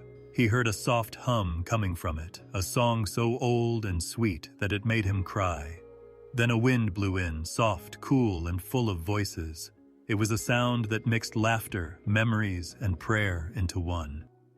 The angel said, "This wind is the breath of Eden. It holds the memory of being innocent. Every soul that comes close hears its echo, the longing for what was lost and the hope for what will be restored." The wind brushed against Enoch's face, and for a moment he felt as if all of humanity's pain had been lifted and replaced with an understanding too deep for words. As they walked, the ground started to sparkle under their feet. The air became thick with the smell of lilies, myrrh, and something that smelled like light. There were fields of flowers in front of them that moved even though there was no wind. Their colors weren't set. They moved like living rainbows, breathing in time with the light above. Little golden sparks rose from their petals and floated up into the sky, where they disappeared. Enoch saw people moving through the flowers. They were bright beings dressed in white, and their faces were calm and happy. They took care of the garden with quiet love, touching each branch and leaf as if they were talking to them. "Who are they?" Enoch said softly. The angel grinned. "They are the guardians of Eden. They protect the harmony of creation by making sure that nothing falls apart. Every leaf they touch remembers the song of the beginning." Enoch saw a gate made of living vines in the distance. The dew on it shone like jewels. Beyond it were lands that were too bright for his eyes to handle, lands that had never been touched by time. The angel said, "That gate marks the line between paradise and the world of men. Adam used to be able to walk here freely. The air carried his song, and the rivers reflected his happiness. But when the shadow came to earth, the gate closed. Not in anger, but in mercy, so that people could still be saved." A quiet ache filled Enoch's heart. He could almost hear the footsteps of that first man and see the wonder in his eyes as he looked at this same beauty. He saw the river's faint glimmer as a memory of that ancient peace, a memory that echoed through every breath of creation. The angel's eyes softened as he said, "But the garden is still there. Even though people forgot its song, the heavens never did. And one day it will bloom again in the hearts of those who believe." They reached a small clearing where a pool of light lay. It wasn't water, it was something cleaner, a mirror of living light. Enoch saw pictures in its reflection, the birth of stars, the first breath of earth, and the shaping of souls.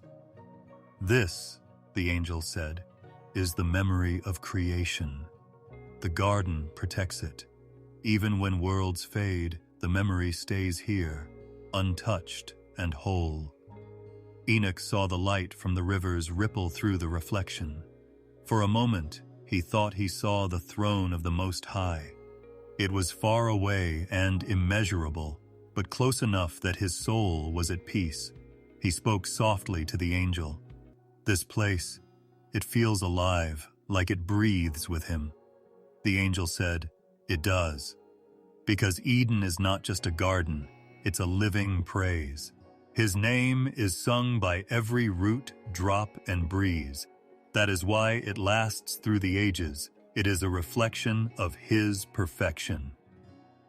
A faint, golden mist started to drift through the air, and the angel's light got stronger, changing color to look like dawn seen through tears. The smell got sweeter and sweeter, and it filled Enoch's senses until the air itself seemed to hum with warmth. He felt his spirit grow, as if a part of him that had been sleeping for a long time had woken up. For a short time, he felt like he was part of the garden. He could feel its heartbeat, slow and steady, like the beat of time itself. He shut his eyes, and the soft wind touched his face again. It brought with it the sounds of the rivers and the song of the trees, which whispered softly and endlessly. Enoch took a deep breath and heard the echo of paradise in that breath. It was the promise that even though creation is broken, it still remembers how perfect it was. The light around him pulsed softly, and time seemed to stop. There was only peace, pure and endless, as if heaven itself had leaned in to let him see its gentlest secret. Enoch stood in the quiet stillness of heaven's expanse and saw something that made every part of his soul tremble. It wasn't fear, it was the weight of what he was seeing. The air sparkled with light, and in that light stood a lot of thrones. They weren't made of stone or gold. They were made of living brilliance, which is what divine light is made of. The holy ones sat on them, and their clothes shone like the sun rising after 1,000 years of darkness. Their faces were calm, but their presence echoed through time. The rivers of glowing mist that flowed around them were like threads of time, telling the story of creation in a way that no one could hear. It was a sound that no one on earth had ever heard before. It was a harmony of stars, a trembling chorus that seemed to come from the center of the universe. Angels stood in rows that were too long to count, and their bodies shone with purity. Every time they move, to their wings, waves of silver air drifted through the endless halls. Enoch saw something that no human eye was meant to see in the middle of all this heavenly beauty. A throne above all thrones. It wasn't made of light, fire, or crystal. Those things were just reflections of it. The glory of the Most High sat on that throne. It was unapproachable, infinite, and inviting in its silence. A light so bright that even the archangels had to cover their faces. The light was alive and breathing, and it wrapped everything in its warmth, including the stars, angels, and even the fabric of heaven. It was the light of judgment, and truth took shape inside it. Enoch's heart felt like it might melt away in that light. But a voice spoke, both softly and loudly, like the voice that spoke before the first light of day. Look, the day when all souls will be weighed in the balance. Nothing is lost in the silence of time. Every deed, every word, every thought. The sound of those words echoed through the heavens, and the light began to change. There was a huge space before Enoch, but it wasn't land or sea. It was a field of souls. In front of the divine throne, there were many bright and dark people. Some shone brightly like new stars, while others flickered weakly, as if the memories they held were too heavy for them. Then he saw scales of otherworldly beauty hanging in the air, fragile but unbreakable. The souls came closer, one by one. Their lives, their secret deeds, their whispered kindnesses, and their cruel acts were put on those scales, and the true weight of their lives was shown.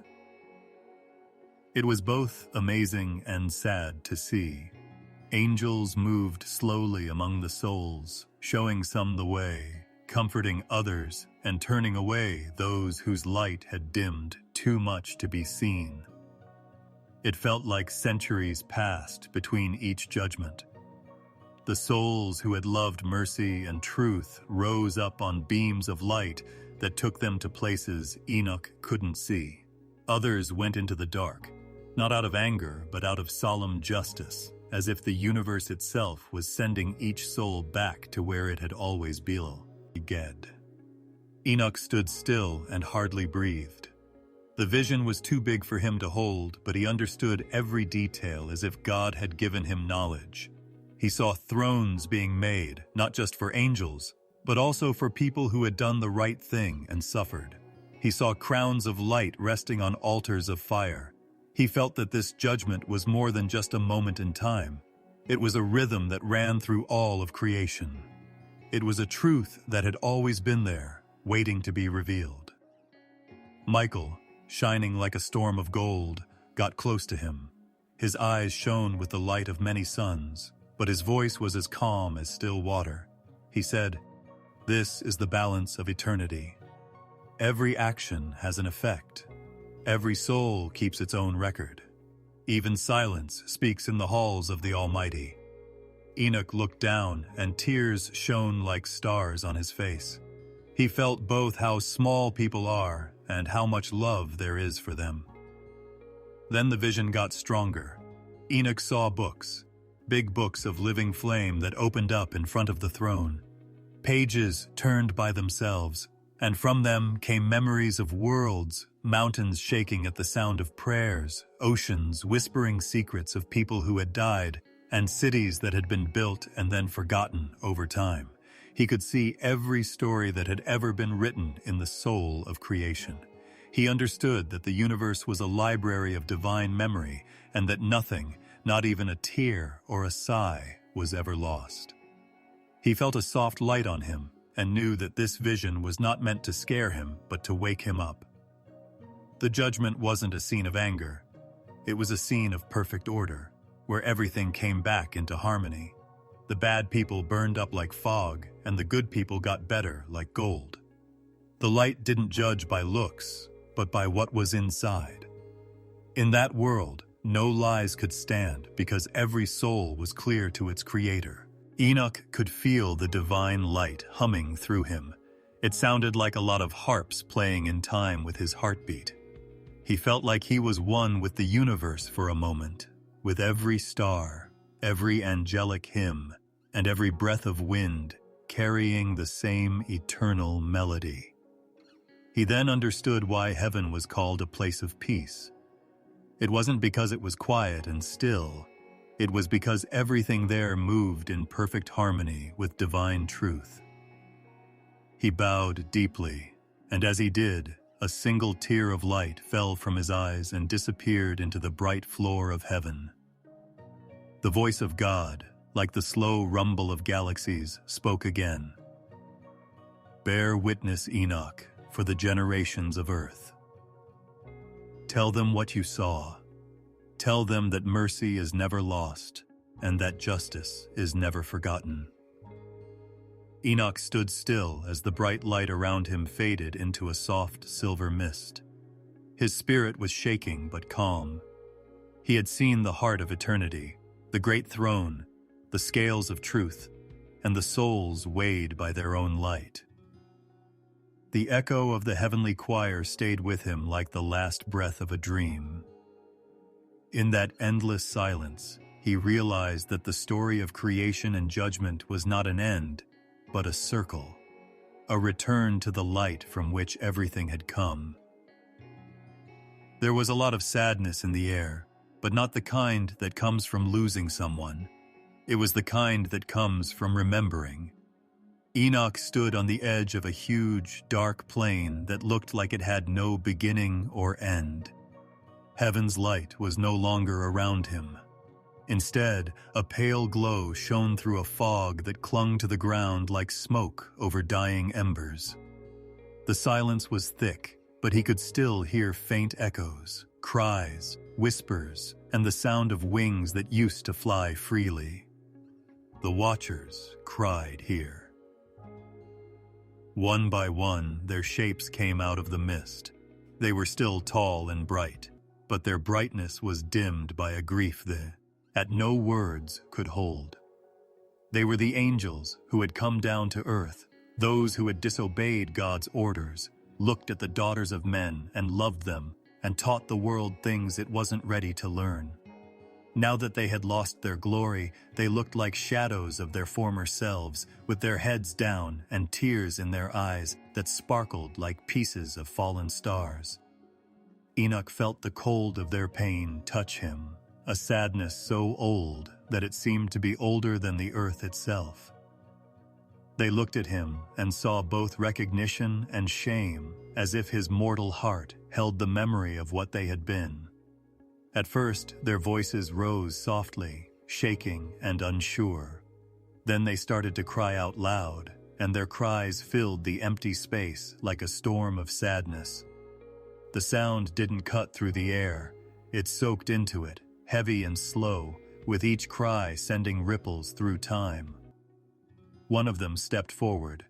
He was tall and had gray wings from sadness. Enoch somehow knew that his name was Samyaza, the head of the fallen. His eyes, which used to be bright, were now dull, and his voice was deep and broken. He said softly, "You, the chosen scribe, have come to see what has happened to us. You have seen the thrones above and the light that never goes out. Now look at what we've lost. His hand shook as he raised it toward the faint horizon, where the glow of heaven seemed so far away that it could have been a dream. Another person, Azazel, whose knowledge had once set fire to the earth, stood next to him. Even in despair, his face was fierce, and his tears fell like sparks that were put out before they hit the ground. "We wanted to share the secrets we knew," he said in a low voice. "We wanted them to see things the way we did, to understand the heavens, master the stars, and shape the earth with wisdom. But our pride turned knowledge into a curse and light into a shadow." His voice broke, and the mist shook with it. "We have been cast out from the songs of heaven, and no wind carries our names anymore." Enoch could hear the shaking in their voices, which was a strange mix of regret and desire. Other watchers around them fell to their knees. Their voices rose together, slowly and eerily, like the sound of an ocean mourning its own depth. "O Most High," they cried, "have mercy on your servants. Let our tears reach the doors of your light. Forgive the sons of heaven for forgetting their place." Their plea echoed endlessly, but no one answered. The silence between their cries was only broken by the faint hum of eternity. Their wings drooped close to the ground because they were so sad. Some people covered their faces because they couldn't even look at the faint glow of heaven. Enoch watched, and his heart hurt. Not because he was judging them, but because he felt sorry for how much they were hurting. He could feel the echo of what they used to be, beautiful beings who kept knowledge and sang the first hymns of creation. Now they were stuck in this silence, stuck between remembering and being punished. Samyaza's voice got louder again, but this time it was softer, like a prayer. "We thought that love could make disobedience holy. We thought that wisdom could make pride okay. But our light has turned to darkness, and our voices have turned to cries." He raised his head, and his tears sparkled like pieces of moonlight. "Tell him," he said, looking at Enoch with eyes full of desperation, "that we remember how he breathed when he said our names. Tell him that we remember."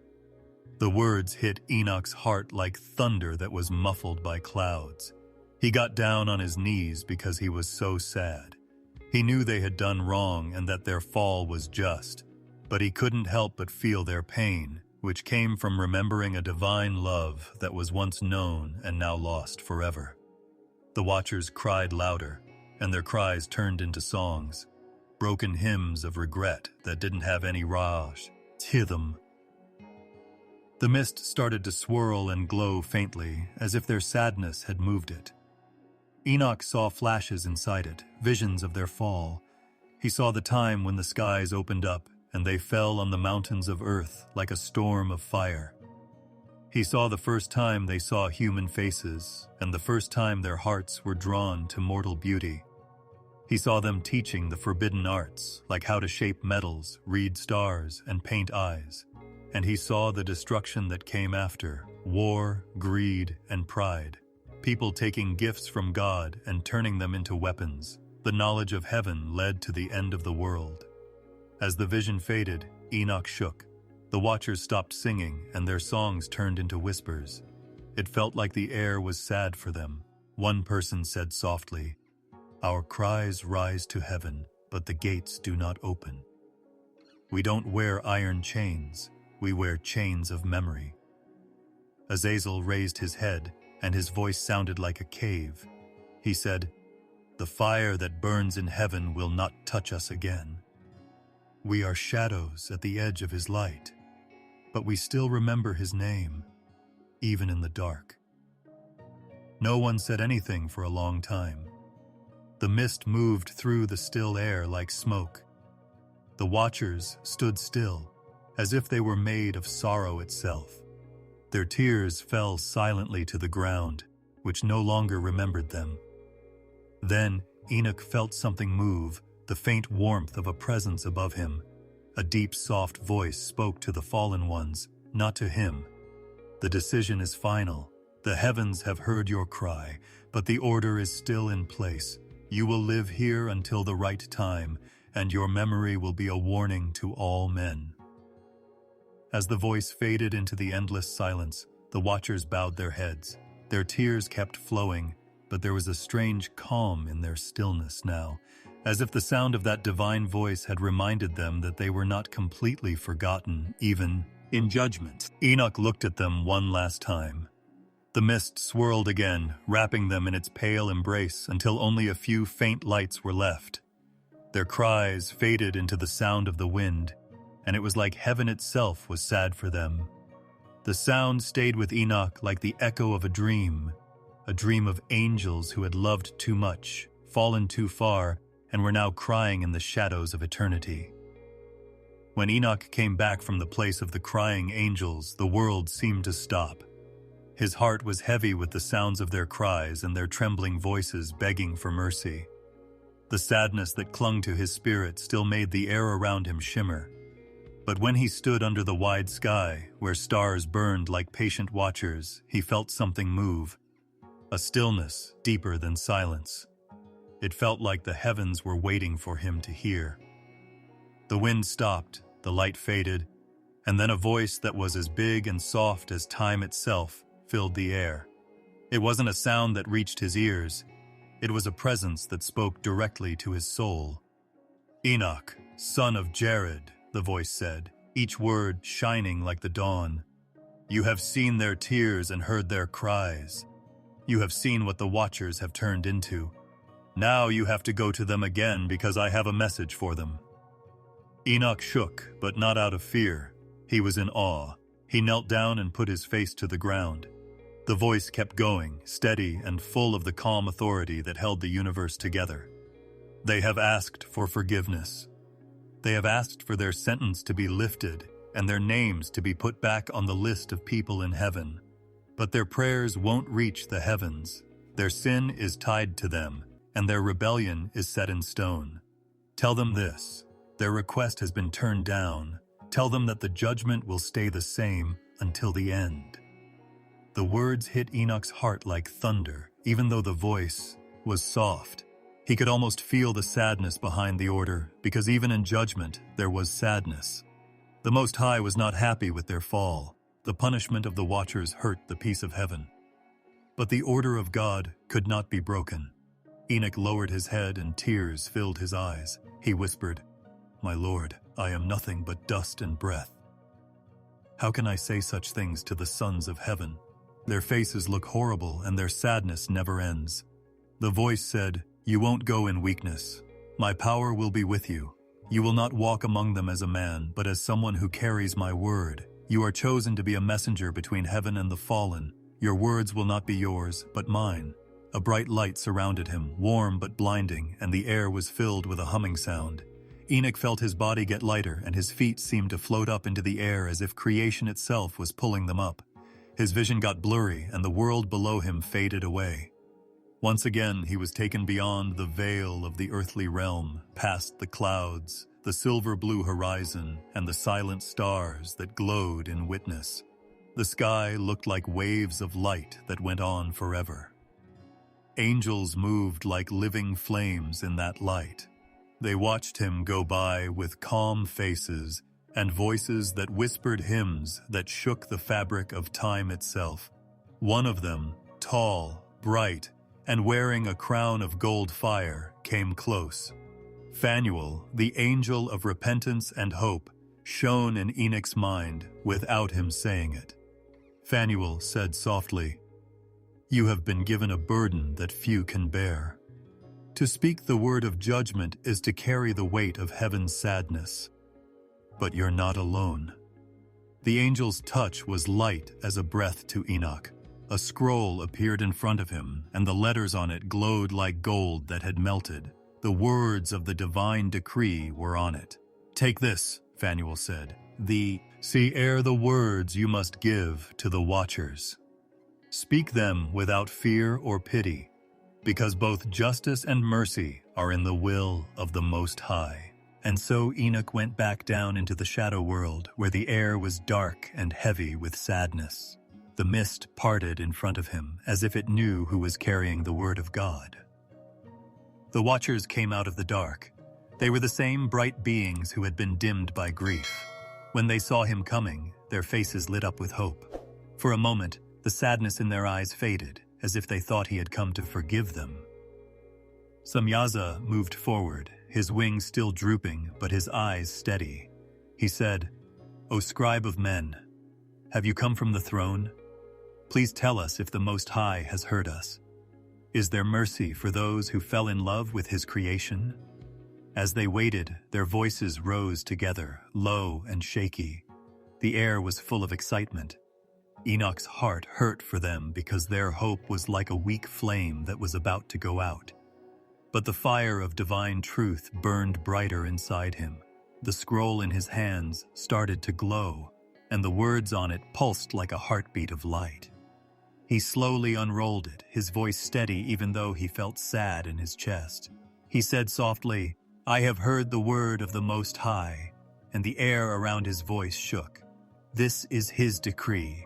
You shall find no peace because you have left the high and holy place, because you have joined yourself with flesh, because you have corrupted the sons of men and revealed to them the mysteries of heaven that were meant to remain sealed. Your requests will not be heard again, and your request for forgiveness will not be granted. You will see your sons die, and you will stay in prison until the day of great judgment. Only then will the sentence of eternity be carried out." The silence that came after was deeper than any sound. The watchers stopped moving, their wings stopped moving, and their light dimmed as if they were being weighed down by the truth of God. Samyaza's head slowly dropped. When he spoke, it was just a whisper. "Then it's over." A murmur spread among them, soft cries, broken sighs, the sound of beings that were too proud to cry and too sad to stay quiet. Azazel knelt down and put his hands on the ground. "Even now," he said in a hoarse voice, "his words burn within us." You can't get away from the fire in his voice. Enoch's heart raced as he watched them. The order had been given. The word had done its job. He couldn't stand their silence, their pain that hung over them like storm clouds that wouldn't move. "You're not forgotten," he whispered, but his voice sounded small in all that sadness. "Even judgment is seen in his light. What has been written will come true, and he will still be there after the end." Some of the watchers looked at him, not with anger, but with a kind of empty thankfulness. They knew that this man, this mortal, had spoken their fate, and that he would always remember their grief. The mist started to rise again, wrapping around them like a curtain of dusk. The watchers' shapes became less clear, and their light flickered before fading into the fog. The only sound left was the sigh of old wings, which slowly faded into the silence. Enoch was alone again, holding the scroll in his hands. The words had vanished, like breath into air. A soft, clean light from above touched his face. The voice that had first called him spoke again, calm and full of depth. "You did what I told you to do. You have spoken my word, and it is done." The light got stronger and wrapped him in warmth, making Enoch feel less tired. He didn't understand everything he had seen, and he couldn't handle all of heaven's sadness. But he was sure of one thing. He had walked between light and shadow, between mercy and judgment, and carried God's voice where even angels were afraid to go. One night, the heavens themselves seemed uneasy, and the stars above flickered like lamps that were about to go out. Enoch sat alone on a high hill, and the air around him was thick with silence. The moonlight made the earth look still, and the wind through the trees sounded like the breath of creation itself. But even in that calm, Enoch's heart was uneasy, as if something old and heavy was weighing on his spirit. The voice that had once called him to the heavens came back, but not in a bright way. It was a warning. "Enoch," it said in a calm, sad voice, "the world you see will soon be washed clean." The words hit him like waves in still water. His eyes went up to the horizon, where the line between the sky and the ground seemed to fade. He could feel it, the elements shaking and nature holding its breath in quiet anticipation. He couldn't see the flood yet, but he could feel its huge, unstoppable shadow getting closer. The same voice kept going, and its tone sounded like thunder wrapped in kindness. The sins of men have gone up to the heavens. The ground is crying out for the blood of the innocent. The Watcher's kids have brought violence to the world, and the earth groans under their weight. All will soon be made pure again. Enoch's spirit shook. He saw visions coming together in front of him, visions that weren't dreams but truths that were clear. The land that used to be full of laughter turned pale and cold. Big animals walked around without a purpose, their eyes dull. Cities built on pride and greed were quiet, and their fires turned to ash. The stars seemed to cry as the rivers ran red at dusk. Then he saw it, a cloud that was unlike any other. It was black, deep, and full of the hum of power. It spread across the sky like a huge wing, eating up light and color. And then the rain came. Not drops or drizzle, but a flood. Silver sheets fell from the sky without, tea stopping. The seas rose and swallowed valleys, the mountains bent under the storm, and the world shook as if it had been reborn through destruction. Even though Enoch was in a vision and not in flesh, he could feel the flood's roar shaking his bones. The water crashed down on the land, taking away all signs of pride and corruption. The tide drowned out the cries of those who made fun of heaven. But in the middle of all that chaos, he saw a faint light. A single ship made not of human pride but of obedience. Like a promise held tight in God's hand, it floated steadily on the endless water. Enoch saw a man with kind eyes and a heart full of faith inside. He stood still, looking out through the storm, with his family close behind him. All kinds of animals were huddled around them, not scared. Before the name was said, Enoch's heart knew it.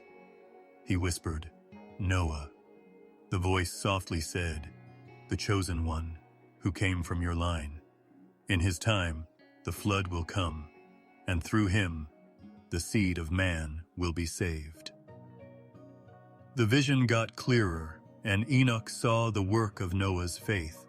He watched him build the great ark piece by piece, gathering wood under skies that made fun of him. People laughed and threw stones and words at him, calling him a fool for believing in rain that couldn't be seen. But Noah didn't say anything to them. His hammer sounded like a heartbeat of faith in a world that was already dying. Every time he hit something, it was a form of worship, and every plank he laid was an altar of obedience. When Enoch saw the faces of those who turned away, he cried.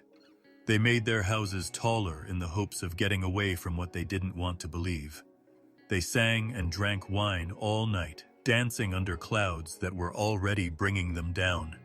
The Nephilim walked among them, tall as mountains and full of pride and anger.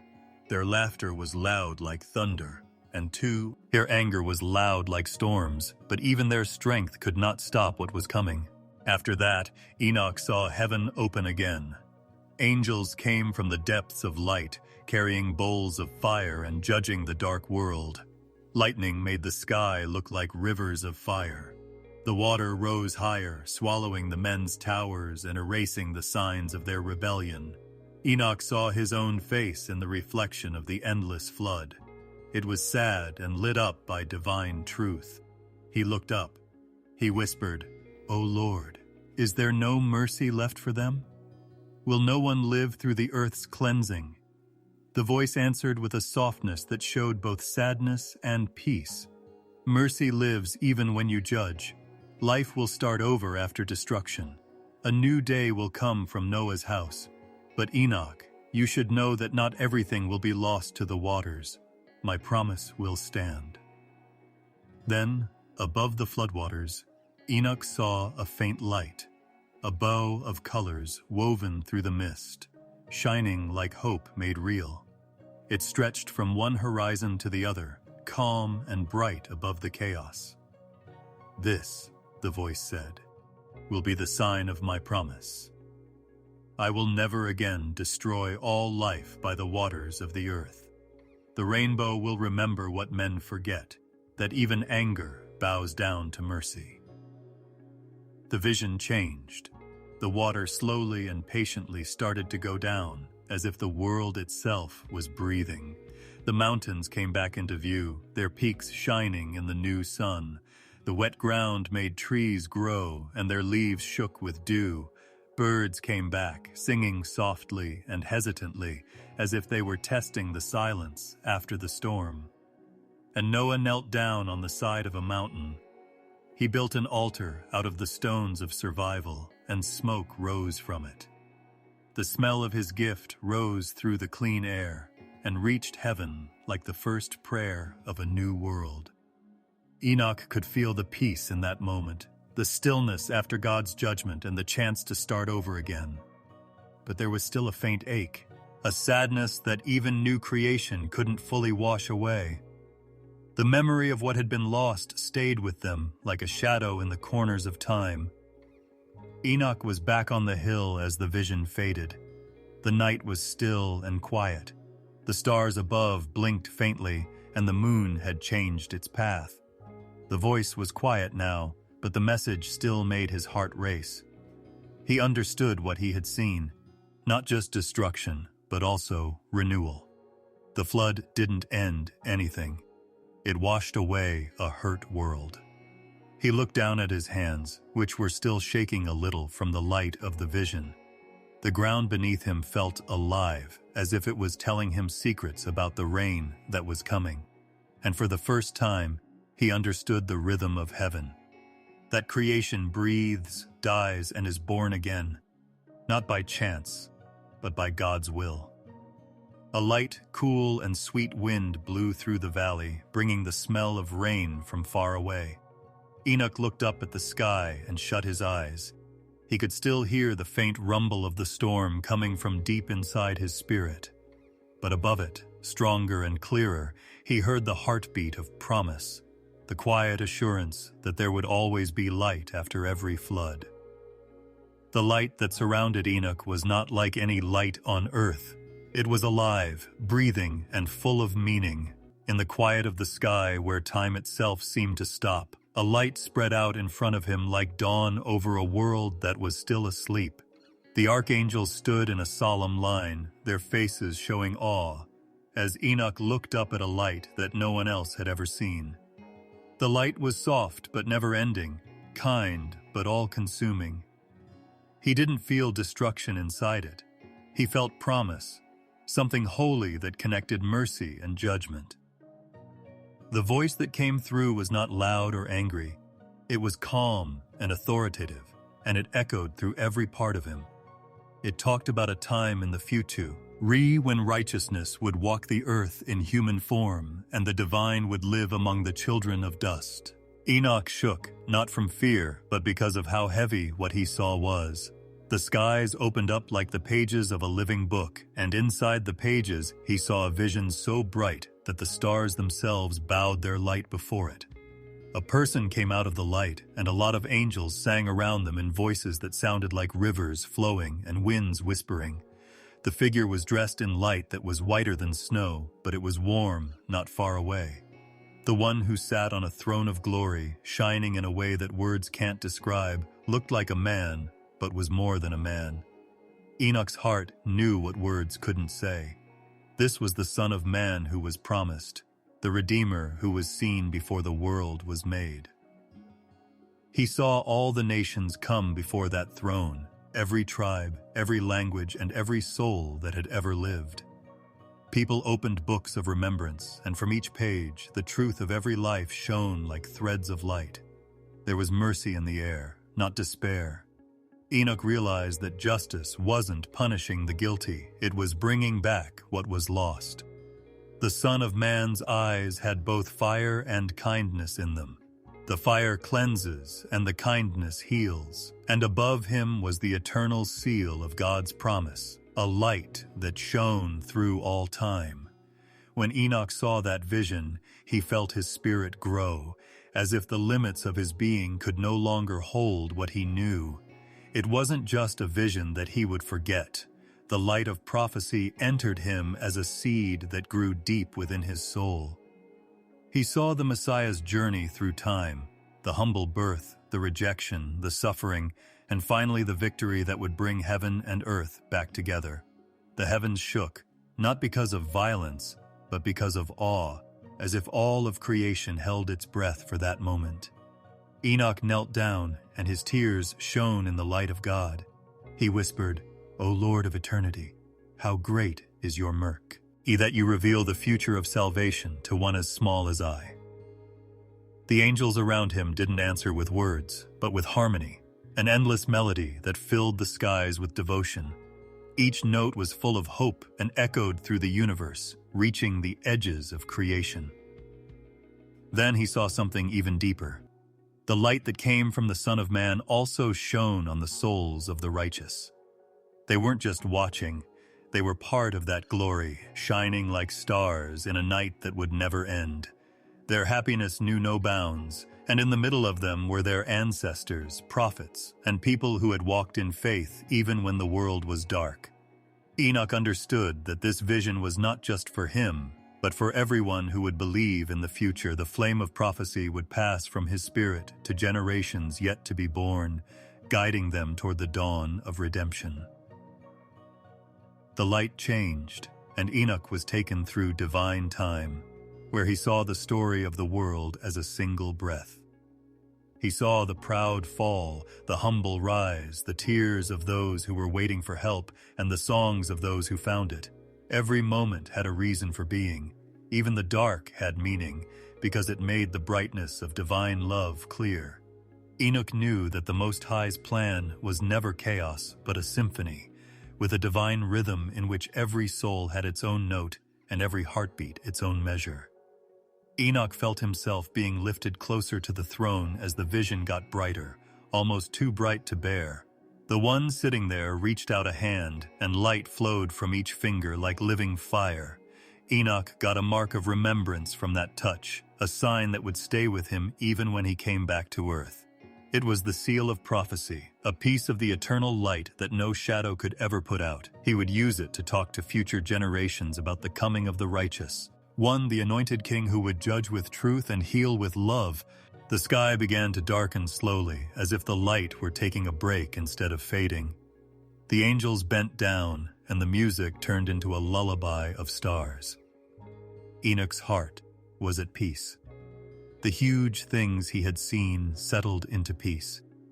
He now had the echo of eternity inside him, the knowledge that light would win over darkness, that the Son of Man would rule, and that every sorrow would end.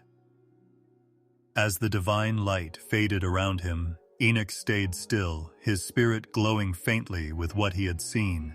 He had seen the world's future glory and lived, so the halls of heaven whispered his name. The soft wind of paradise moved around him, bringing with it the soft, soothing, and eternal music of prophecy. Enoch was led through hallways of living light, each path lined with glowing pillars that pulsed softly, as if they were carrying the heartbeat of eternity. The heavens became quiet. The angel who was leading him didn't say anything. The silence itself felt holy. In front of them, a hall opened up that was wider than anyone could have imagined. In the middle of the hall was a table that glowed with translucent fire. There were scrolls and books on it that glowed with their own soft light. Each one seemed to be alive, breathing softly as if it knew it was being watched. Enoch then realized that this was the room where every action, every whisper, and every heartbeat of a soul was written down. The book of life was open, big, and bright. Its pages turned without anyone touching them, only by God's breath. Enoch's spirit shook as he got closer. The air smelled clean and fresh. The holy book was more than just words. It was the essence of life. He could see people's lives as glowing streams of light, some bright like dawn, and others dim and flickering instead of ink or letters. The angel's hand hovered over the book, and a voice as calm as flowing water spoke inside Enoch's heart. These are the records of every soul that has ever lived, from Adam's first breath to the last breath that will be drawn before the end of days. The pages sparkled like mirrors of fate. Enoch watched as one opened up in front of him, showing him a life with its kindnesses, cruelties, and hidden thoughts. There were no lies or omissions, but there was a soft, golden thread of mercy running through everything, wrapping even the most broken souls in the hope of redemption. Enoch cried when he realized that God's justice is not a hammer that breaks things, but a light that shows the truth. The Book of Life didn't judge. It showed the truth to every soul. He looked at a different page. There, he saw a man who had lived a simple life and was now forgotten by everyone. His days were normal, and he didn't talk much, but his heart had loved deeply and quietly. The light around his name was so warm that Enoch could hardly look at it. The angel said softly, "This is where the power of hidden righteousness lies." Heaven keeps track of every good deed and every prayer said in private, even if the world doesn't see it. Enoch saw the life of someone who had walked in pride and darkness on the next page. The light around the name was dim and flickering, as if it were sad. But even there, a faint glimmer pulsed, a sign that mercy was still waiting.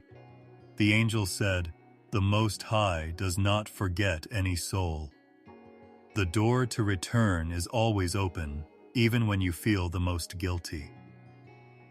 Enoch got closer and felt the light touch his hands. He could feel that every word in that book was full of feeling. He could feel the prayers, the pain, the laughter, and the quiet. He saw the tears of mothers written as silver drops in the margins and the sacrifices of fathers shining like soft embers between the lines. Some pages sang with joy, while others cried softly. All of them were held together by Taus, the same divine love that keeps creation going. After that, the angel picked up a smaller book that was next to the big one. Light and shadow were woven together to make its cover. "This is the Book of Remembrance," the angel said. "Here are the times when a soul turns its heart toward heaven. There is a sigh of regret, a whisper of thanks, and a sign of kindness. Nothing you do out of love will ever go away." The pages fluttered open, and Enoch saw names that shone like morning stars, their deeds glowing softly. He felt a peace that went so deep it seemed to hold his soul. There was a voice in the hall. It wasn't loud, but it echoed through all of creation. The voice said, "Look, how my mercy and justice are one. I don't judge a life by how perfect it is or how many good things it does. I judge it by how honest it is. Every soul has its measure, and every tear shed in goodness is a jewel in my sight." The sound faded, leaving a holy stillness that seemed to hum with life itself. Enoch couldn't say anything and stood still. He suddenly understood that nothing is ever lost, not a prayer, a sigh, or even a fleeting thought of goodness. God remembered everything. He saw angels writing all the time, their pens made of light, and they drew lines across pages that never ended. Each stroke gave off a soft light, as if the heavens were happy to record goodness. When darkness was written, it didn't glow. It waited patiently for someone to repent and bring back the light. He saw a river of sparkling water flowing by the big book, and the angel said, "This is the river of cleansing. This river touches the record of a soul that has turned back to the light, and its stains fade into silver brightness. Justice stays the same, but mercy changes." Enoch watched as the current flowed under the book, carrying pieces of light that sparkled like new stars. He saw that this was forgiveness in action, alive and never-ending. He saw another vision deeper in the chamber, a lot of scrolls rising and falling like soft waves. The angel said that these were the books of nations. They held the stories of people and kingdoms, including their wars, peace, cries, and songs. There was no favoritism in the fate of kings and shepherds, which were written next to each other. The same light showed them all. When Enoch looked at the Book of Life again, he felt a deep desire for people to know how deeply they were seen. He thought about the people on earth who were struggling in the dark and didn't know that their smallest acts of kindness would last forever. He wanted to tell them in a quiet voice, "Don't think your kindness is forgotten. Don't think that no one can see your repentance. Heaven remembers everything." The angel smiled as if she could see into his heart. He said, "You will carry this message. The world needs to know that the judge of all is not cruel, but has an endless amount of compassion. His mercy is the air that keeps everything alive, and his justice is light." A gentle breeze blew through the room, bringing with it a faint melody, a song of remembrance that echoed through the halls of time. The books seemed to hum back, and their lights flickered in time with the song. Enoch stood in that harmony and felt the pulse of divine truth flow through him. He now knew why God had chosen him to walk with him, not for power or pride, but to see the heart of heaven itself. The light around him grew deeper as he stood in front of the glowing pages, wrapping him in a peace that words could never describe. The light from the book of life kept spilling out across the sky, waiting, recording, and forgiving, like God's steady heartbeat. The air around Enoch started to shimmer, as if heaven itself had come close to him and breathed on him. His hands, which used to be made of flesh and dust, now glowed softly like crystal in the morning light. His heart rate slowed, but his awareness grew beyond measure. Every breath he took was full of light, and every pulse of that light carried the voice of creation itself. The angels who had led him through the heavens now stepped back in silence, as if they were paying their respects. They saw something holy happen that no one else had ever seen before. Enoch was no longer held back by the weight of the earth or shaped by the weakness of the human body. He was being remade, improved in divine fire, and brought closer to the heart of eternity. A warm feeling came over him, not burning, but cleaning him. His mind grew like the dawn spreading across the sky. He could hear the hum of each star and feel the heartbeat of faraway worlds. The lines between his body and the light around him started to fade, and soon they were all one glowing thing. His body, which was once solid and familiar, became clear and then bright. Every cell was a tiny flame of God's plan, and every breath was a whisper from heaven. He was no longer Enoch, the man who once walked on the ground and looked up at the stars. The stars now saw him as one of their own. The change wasn't sudden. It was a gradual revealing, a slow giving into grace. Enoch felt like everything on earth was slipping away, like memories of hunger, the feel of rain, and the pain of sorrow. But nothing was lost. Everything good, pure, and holy in him stayed with him, rising like the smell of a holy gift. When he tried to talk, his voice sounded like the wind blowing through harp strings, full of harmony instead of words. One of the angels whispered softly, "He is becoming light itself." A bright robe appeared over him, not mad, by hands, but by light. It moved around him like a living garment, shining in colors that no human eye had ever seen before. The robe looked like it was alive, moving gently, as if it were made from the waves of time. Enoch didn't feel fear or pride. He only felt peace, a deep, eternal peace that filled every part of him. He understood that this was not a gift, but a joining. He was becoming one with the divine presence that had always guided him and had once called his name in the quiet of night. When he looked up, the heavens answered. Light came down from above in streams that looked like rivers of silver and gold. They moved around him in graceful spirals, as if they were putting a crown on a king. The angels started to sing. It wasn't loud, but the soft tones shook the air. Their song wasn't about praising him. It was about the miracle of change itself, the wonder of a mortal becoming immortal and the fleeting becoming eternal. Every note sparkled in the air, making the huge spaces beautiful in a way that words could never describe. As Enoch's light got stronger, so did his knowledge. He started to see not only what was in front of him, but also what was beyond time. He saw the mysteries of life unfold, the birth of stars, the weaving of souls, and the rise and fall of worlds. Knowledge didn't come to him in words or symbols. It came to him as pure awareness, washing over him in waves of quiet revelation. He now understood the rhythm of creation, which is the balance between life and death, judgment and mercy, and silence and song. The light that filled him now made every truth clear. He felt the Most High come closer, not as a form or a voice, but as an infinite love that surrounded and filled him completely. At that moment, he knew what it meant to really walk with God. Not next to him, not behind him, but inside him. His whole body vibrated with a peace that was beyond words. Every atom of light that made up his body sang in harmony with the divine essence. He was no longer just a witness to heaven, he was a part of it. The change went on until there was no sign of death left. His eyes became like two bright stars, bright but soft. His touch no longer felt like flesh, but like the calm coolness of light itself. The angels looked at him and bowed, not in worship, but in recognition. He had crossed the line between the finite and the infinite. He was one of them, but also more.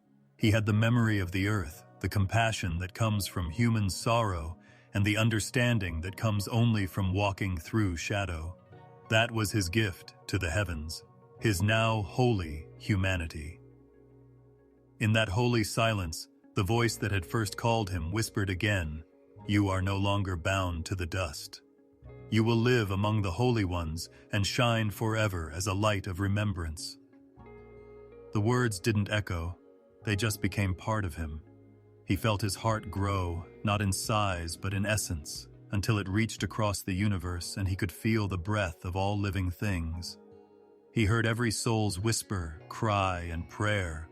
He felt them like waves in the ocean of divine being, and his light comforted him.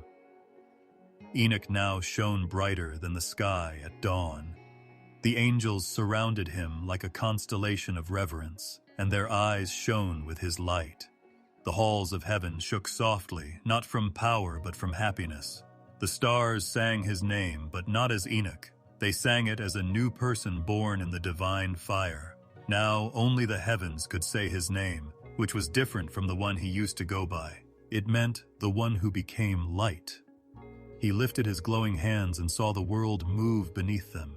He could feel how things were balanced, like how mercy held judgment in its arms, and how darkness folded itself under the wings of light. His shape changed like fog in the moonlight, and wherever he looked, life stirred with a gentle newness. The angels said that this change was the end of his walk, which started with humility and ended with union. The world far below slept without knowing, and the stars turned slowly in their endless watch. But in the highest places, a man had become light. The one who once walked the earth now glowed among the eternal fires, spreading peace throughout the heavens. His journey from dust to dawn was over, but it had changed him. He had entered the stillness where breathing becomes eternal and eternal breathes back.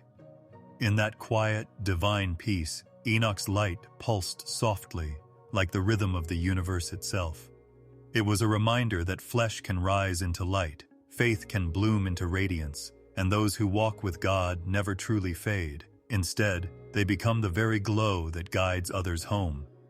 Enoch stood in the middle of the endless glow, and the silence of heaven sparkled like a sea of glass. His body was now made of light, and it pulsed gently as if he were alive with the beat of the universe. The angels who had once led him through the heavens now looked at him in silence with amazement. Something bigger was happening, a change that was beyond light and beyond understanding. The voice that had once called his name began to speak again from the heart of eternity. It wasn't a sound that could be heard with the ears. It was a sound that echoed through his whole body. It said, "You are no longer of earth, but of my presence. You will be known as Metatron, the living flame." And at that moment, the heavens bowed. Enoch's body gave off a light that was unlike any other. It was brighter than the dawn but softer than moonlight. The name itself had a vibration that echoed through all realms. Metatron, the one who stands next to the throne. His change was more than just a change of being. It was a birth into service to God. He used to walk among people, but now he would stand in God's endless light, always close and always on fire. From below him, waves of heavenly fire rose, wrapping around him like gold and sapphire ribbons. Each flame told a secret about how things were made, and the voices sang the praises of the Most High in perfect harmony. Enoch felt himself becoming more and more like his new self as he looked at them. The fire didn't go out. It made his light holy, changing it into something brighter, stronger, and eternal. His wings opened up, and they weren't made of feathers. They were made of living fire. Every move left behind trails of shimmering light that rippled through the air like breath on glass. There were many angels around him, including seraphim with 6 wings covering their faces, cherubim glowing with wisdom, and thrones and dominions standing in quiet awe. No one said anything. No one moved, for in front of them was someone who had once been human, but was now one of the greatest angels in heaven. They called him the Lesser YHWH, not because he was a rival to the divine, but because he showed how powerful he was. When he spoke, his words had the weight of heaven. His silence was a prayer in and of itself. The throne caught Metatron's radiant and endless eyes. The light that came from it was beyond measure, pure, never-ending, all-consuming love. He didn't walk toward it because there was no distance. He was already inside it. The presence of God surrounded him and filled every part of him. His purpose was spoken into being, to record all things, to carry divine decrees, to be the bridge between creation and the Creator. He was to protect the secrets of time, keep the balance of the heavens, and watch as God's will unfolded. He was given the scroll of flame, a living book that never ends and glows. It recorded the breath of every soul, the rise and fall of stars, and the secret prayers of all creation. The words were not written in ink when he opened it. They were right. 10 in light that flowed and changed like rivers of fire. Every letter was alive and softly singing in a language that lasts forever. He could read them not with his eyes, but with his heart. He saw the beginning and the end in them, as well as the laughter of the first dawn and the quiet of the last night. Those burning pages held all of time. The angels next to the throne bowed their heads as he got his new crown. It wasn't a crown of metal or jewels. It was a halo of living flame that floated above him, made of the power of divine thought. It burned with colors that people can't see, changing from holy to peaceful. He didn't learn anything when the light touched his brow. He knew it. He saw the rivers of creation, the fountains of wisdom, and the paths that every star takes. He became both a witness and a guardian, a servant and a reflection of God.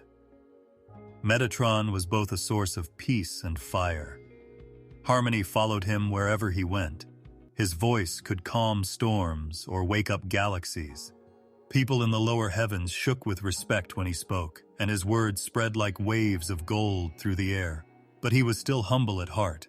Enoch, the man who once walked with God, still remembered what it was like to be human deep inside the living flame. He remembered the sound of rain on the ground, the feel of the wind on his face, and the prayers of those who were still fighting in the dark world below. That memory turned into his compassion, the light that made his power less harsh. Other archangels came to him in the eternal chambers. Michael, the warrior of light, nodded to him in a way that showed brotherhood and respect. Raphael, the healer, smiled softly because he could tell that his new essence was pure. "You are now flame among flames, yet you remember the dust," Uriel whispered. His eyes could see deep into time. "That is your gift." They both bowed before the throne, and the heavens shone in harmony. The living flame was now one of them, not above or below, but in the eternal circle of light. As the years went by, like stars moving slowly, Metatron's light became a beacon in the middle of heaven. His light led souls who had just come from the mortal world to their final resting place. His voice was soft, like wind through trees that had been there forever. He told them about mercy, hope, and the peace that would come to everyone who looked for God. He was very famous, but he never forgot that he used to be a man who walked under the same stars that now crowned him. When there was a break between divine orders, Metatron would sometimes look down through the veils of heaven and watch the earth spin gently below. He could see the mountains, the rivers, and the brief flashes of life in people. He could hear prayers rising like smoke, some in sadness and some in joy. He would write those prayers down in letters of fire on his scroll so that no one would forget them. Every tear he shed in faith became a spark in his flame. Every good deed he did shone in his eternal record. He now knew why he had been chosen, not for power, but to be remembered. He was the one who kept what was important and saw what was only temporary. His fire did not destroy, it kept things safe. His name, Metatron, came to mean the voice that speaks when God wills, and the presence that connects the infinite with the finite. He was the one who brought heaven back to humanity. The love that made the world kept flowing through him. And even though countless years went by in silence and light, the essence of Enoch stayed the same. Humble, faithful, and bright. His story had become immortal, woven into the breath of angels and the beat of stars. The living flame, who would never fade, now stood next to God forever. His being was like a fire that never stopped dancing, showing the glory that made him and the love that never let him go. The sky was still that night, as if the wind had stopped to listen. Enoch was dead, but the fact that he was gone felt like it had a holy weight. People gathered on the hills and valleys where he used to walk, whispering stories that made them feel both sad and amazed. The birds that usually sang at dawn were quiet, and the rivers seemed to flow slower, as if God was grieving or thinking. Some people said that Enoch had just disappeared, that he had walked into the light and never looked back. Some people thought he was dead, and that the earth had taken his body like it does with any other man. But a few people who really watched him and felt the strange calm that came after his prayers whispered, God took him. The stories spread like fog, getting into every tent and every heart. Where did Enoch go? The kids asked their elders. And the old ones just sighed and couldn't give a clear answer. They remembered his eyes, which were always calm and distant, as if he were already halfway between worlds. They remembered how the skies would glow softly when he prayed, and how the air would hum like the breath of something big and hidden. Those memories came back, full of mystery. Did angels take him away, or had he turned into one? The mountains that used to echo his voice were now quiet. Sometimes, at dusk, shepherds said they could see a soft light hovering on the ridges. It wasn't fire or lightning. It was a glow that pulsed like a heartbeat. Farmers who worked by the rivers said that at night, when they looked up, they could hear a faint melody from above. The tone was so pure that it almost sounded like the stars were singing his name. The quietness of the skies wasn't empty. It was holy and full of things we can't understand. A lot of people started to think about his life. Enoch wasn't loud or showy. He spoke softly, and just being there made people who had lost hope feel better. The dust under his feet felt blessed was hen he walked. His words about God didn't hurt, they healed. His death wasn't a tragedy, it was a question. An important question that everyone who had ever heard him speak was left with. Some people said they saw a chariot of light come down in the last hour, with wheels turning inside of wheels and eyes burning like stars. Others said that the clouds had come down to the ground and wrapped Enoch in a bright cloak before taking him away. No one could agree on what really happened, but everyone agreed that it was divine. The air that night was warm and sparkly, and for a brief moment, even the animals bowed their heads as if they knew something holy was happening. As the days went by, Enoch's absence became a presence in and of itself. People didn't forget his name. They prayed for him.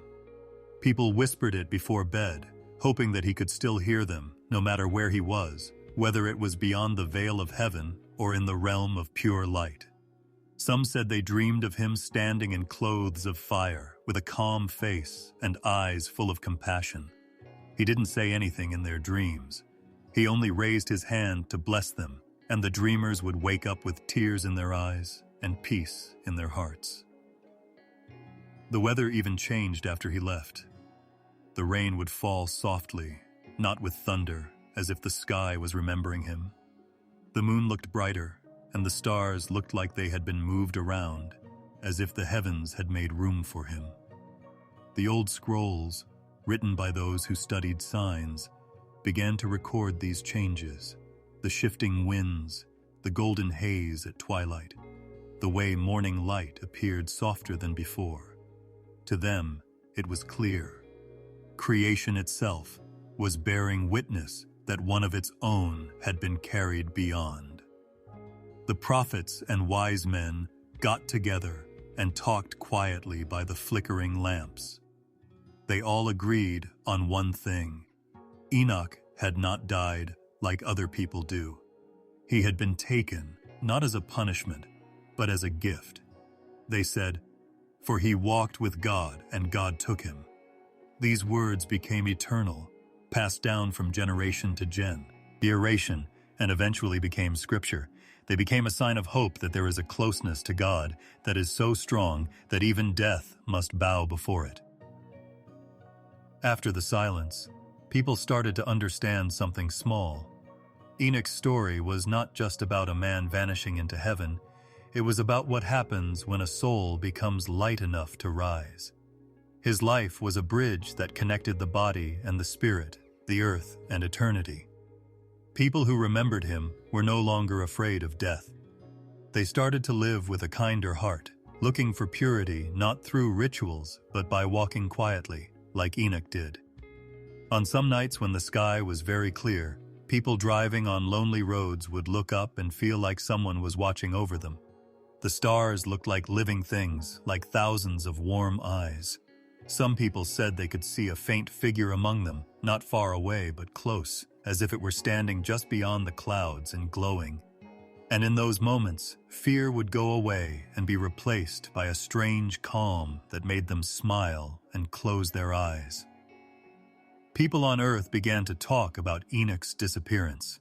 The wind carried his name across the deserts, the mountains kept him quiet, and the rivers showed his memory in their ripples.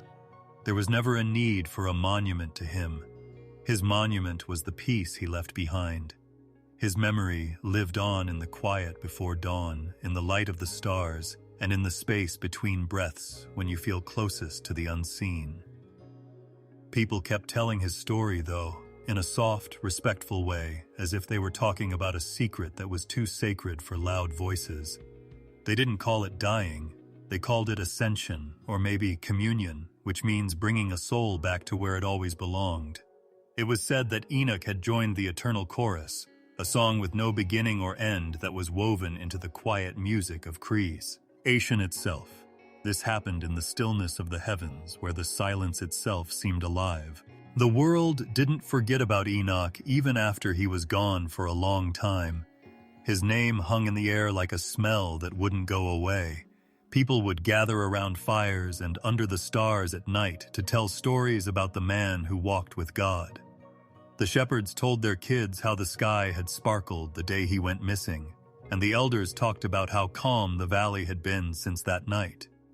People sang lullabies about his life, told stories about it in quiet voices, and carved it into the hearts of those who still believed in things they couldn't see. Over time, the stories about Enoch changed in many ways.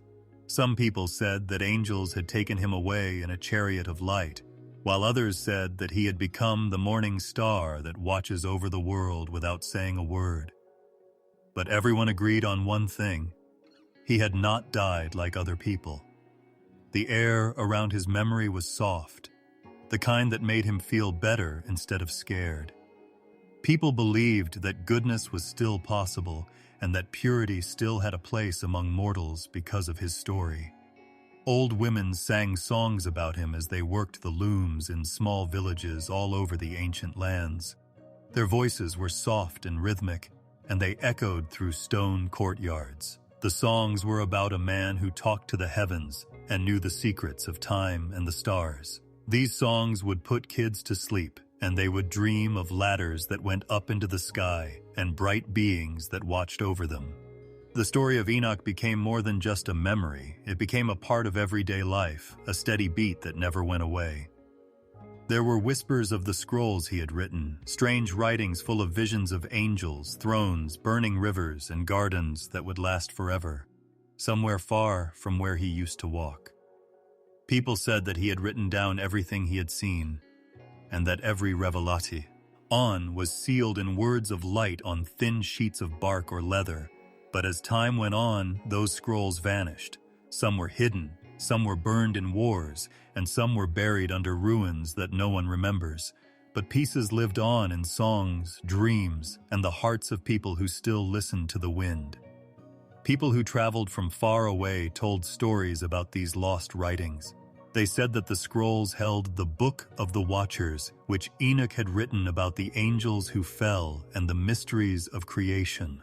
Others said he had written about the great flood that would come and the Son of Man who would one day bring peace and justice. Scribes searched for these writings with all their might, hoping to find the wisdom of the man who had talked to God. But every time they thought they had found them, the words would disappear again, as if the knowledge itself wanted to stay hidden until the right time. The memory of Enoch quietly spread over the years. A priest would whisper his name in the sands of Egypt during the morning prayers.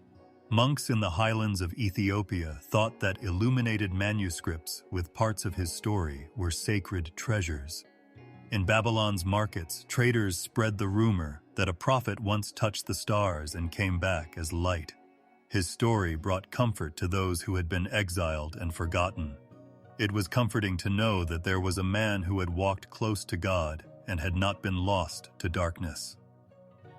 His name lived on even though the world changed. Empires rose and fell, languages changed, and scrolls turned to dust. But his story lived on, not as history, but as a whisper from forever. At dusk, the wind would sometimes carry voices that sounded like chanting. People said those were the old song's echoes, the songs that told the story of Enoch's walk, his visions, and his change.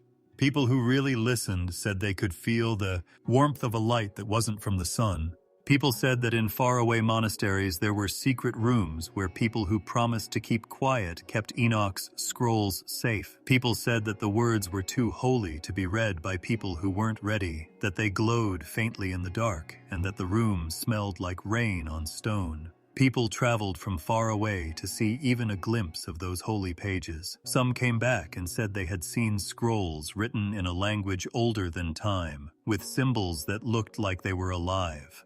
Others came back without saying anything because they were too upset to talk. Over the years, his story began to mix with those of other people. For some, Enoch became the keeper of heaven's secrets and the scribe who wrote for God himself.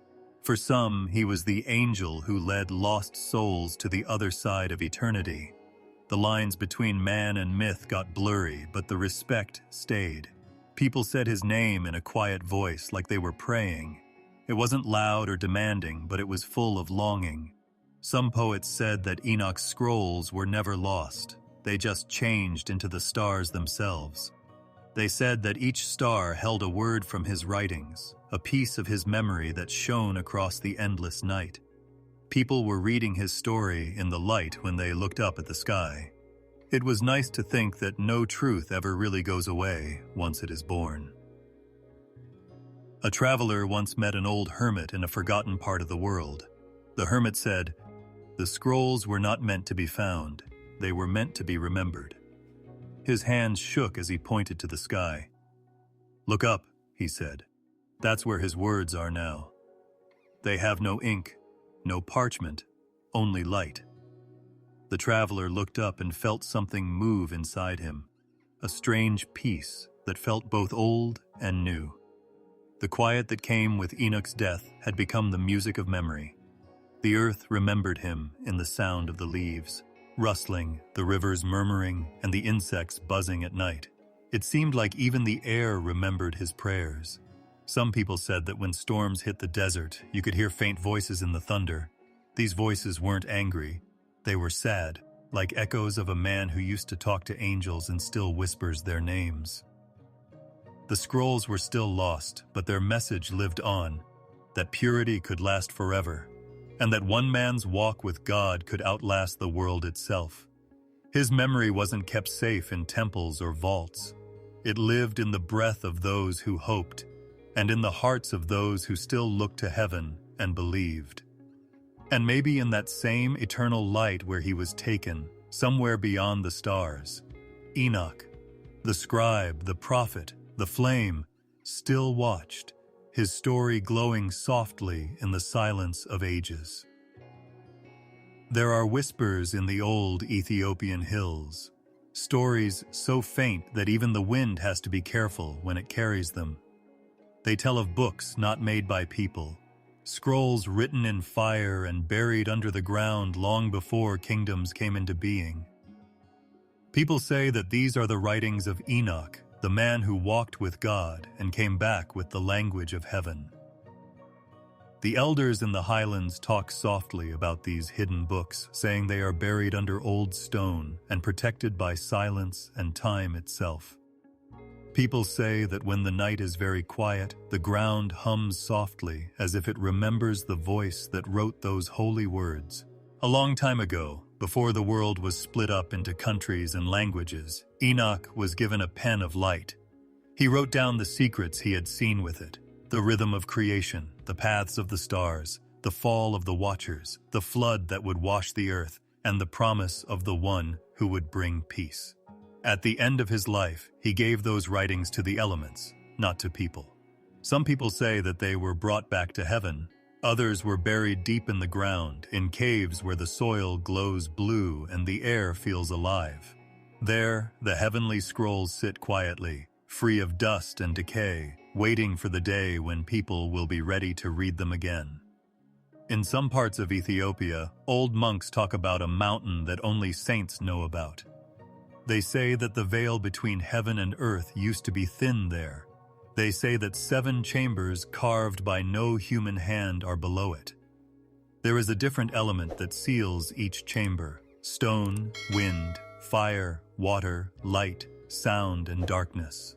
And inside those chambers are the books of Enoch, which are not made of parchment and ink, but of living energy. People who say they've seen them in visions say the letters move like stars and the pages breathe softly like a sleeping animal. When read, they don't use words to talk. They use feelings like awe, sadness, light, and love.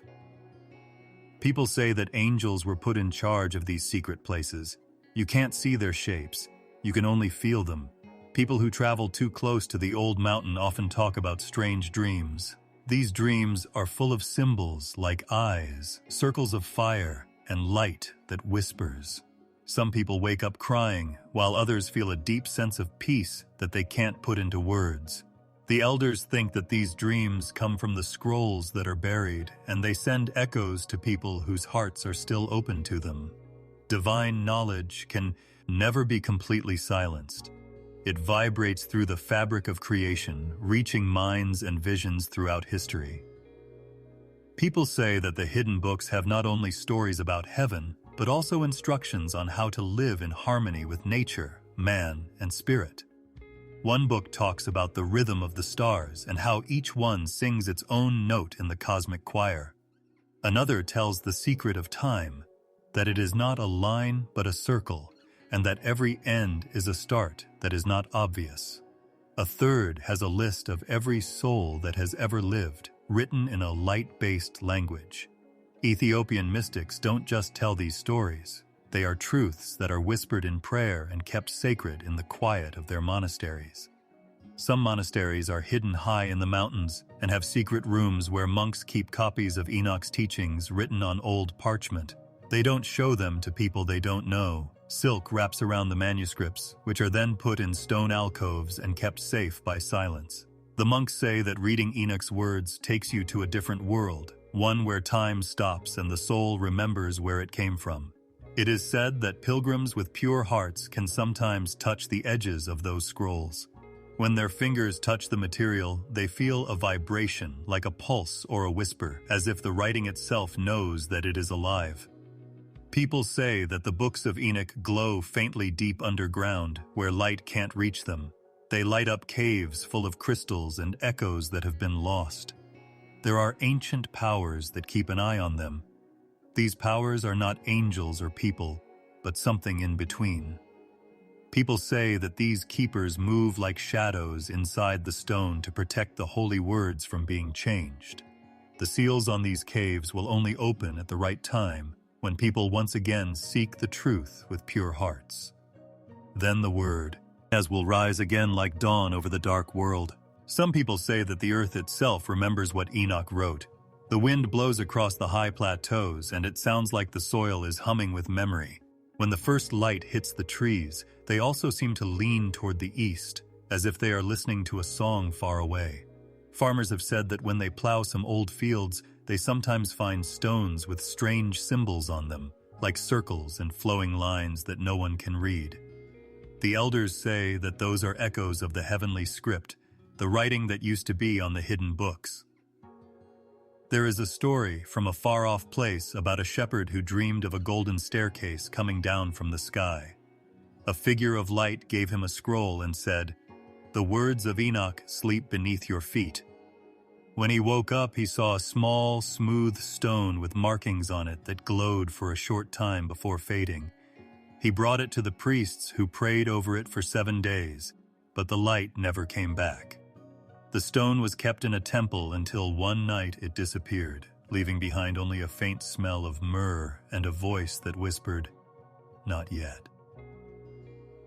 People who knew about the prophecy of the hidden books made the phrase, "not yet," sacred. People thought that one day, when they were tired of their own wisdom, they would look for the truth that had been forgotten. The earth would shake softly, breaking the seals on the buried chambers. The scrolls would rise again, and their words would make constellations in the sky. Finally, people would understand how heaven and earth work together. But the books are still hidden, resting in the dark womb of the earth, untouched and unspoiled until that day. Like a heartbeat beneath creation, they are there, but not seen. Some mystics say that people who meditate deeply can still hear them. It's a low, melodic hum that sounds like it's coming from the ground itself. It's not a sound of sadness or warning. It's a sound of patience, like something old breathing under the ground, waiting to wake up. Enoch's hidden books are not just stories that have been lost in time. They are memories of meeting God, living threads that connect heaven and earth. They are the quiet that lies beneath the noise of history and the heartbeat that lies beneath time.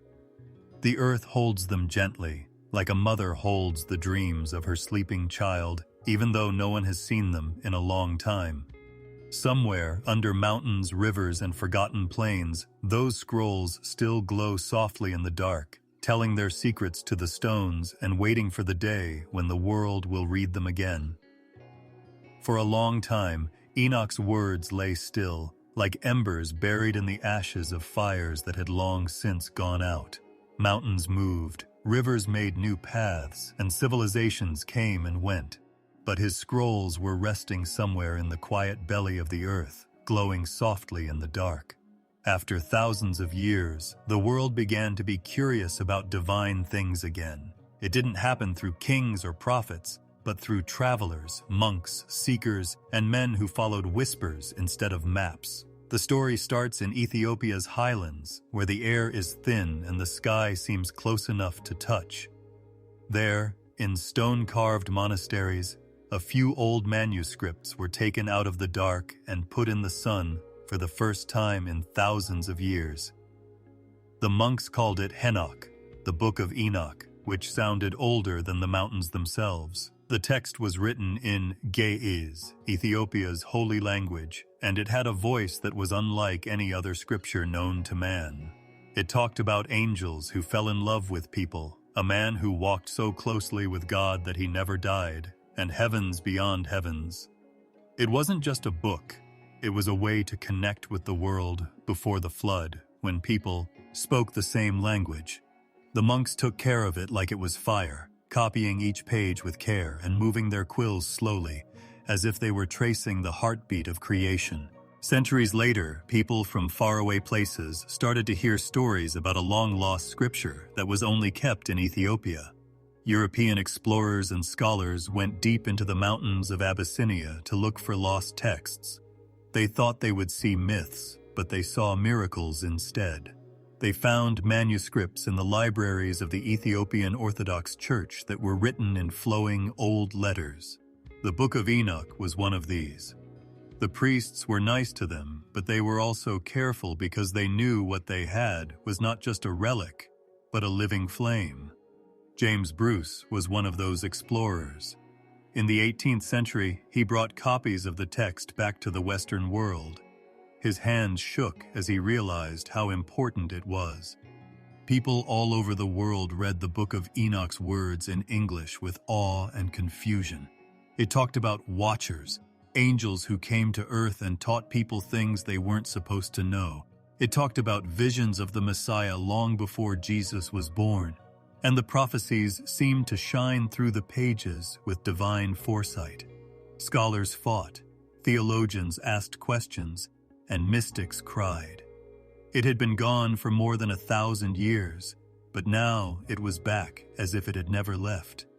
It was a voice from the beginning of time, speaking to people again. In dark study rooms and candlelit monasteries, readers slowly turned the pages, stopping often as if the words might breathe. Some people said it felt like Enoch was really there, walking quietly between the lines. The descriptions were very different from what you would find in the Bible. For example, stars were personified, mountains were made of fire, thrones were made of crystal light, and the Son of Man was sitting in front of the Ancient of Days. It was beautiful, mysterious, and cosmic. It felt more like remembering than reading to many people, as if something old in his soul had come to life. But not everyone was happy to see it come back. Some religious leaders said it was apocryphal and not fit for canon. Some people were afraid that what it said about angels and cosmic justice would confuse or go against what they already knew. But even their doubts couldn't stop its quiet strength. The Book of Enoch spread like moonlight, quietly, softly, and without any effort. Over time, it inspired poets, philosophers, and dreamers who wanted to reconnect with the mysteries of heaven that the modern world had forgotten. People who really listened found something deeper than theology in its verses, a pulse of longing and a reminder of where we came from. The book didn't ask you to believe, it asked you to be amazed. It told of a universe full of meaning, where even stars and rivers had a purpose. It talked about a justice that wasn't cold but bright, where every soul was judged with kindness and mercy was built into the order of the universe. People started to understand that Enoch's words were not just old. They were timeless and true for every time when people lose touch with their divine reflection. In Ethiopia, where the book had never been forgotten, priests still chanted its verses in rooms lit by the moon. When the Book of Enoch was first shown to the world again, the faithful thought that a small tremor went through the heavens. It wasn't fear, but joy, as if the long-lost voice had finally been heard again. It wasn't a discovery for them. It was a return home. They said the earth itself sighed in relief and said, "The words have come back." As copies spread around the world, artists painted Enoch's rise to heaven. Musicians wrote songs based on his travels through the 7 realms. Scholars argued about what his visions meant, but mystics saw them as a reflection of their own spiritual growth. The book started to talk even when it was as quiet, in dreams, in meditation, and at times when the line between heaven and earth seemed to disappear. Many people who read it by candlelight or under the stars found it very personal. They felt like a part of their soul that they had forgotten had been called by name. The parts about the Son of Man, glowing, kind, and sitting on a throne of light, touched something soft and familiar in the human heart. It reminded me that even when people are in exile, they still have a spark of their divine origin, and that one day, everything will be back in harmony.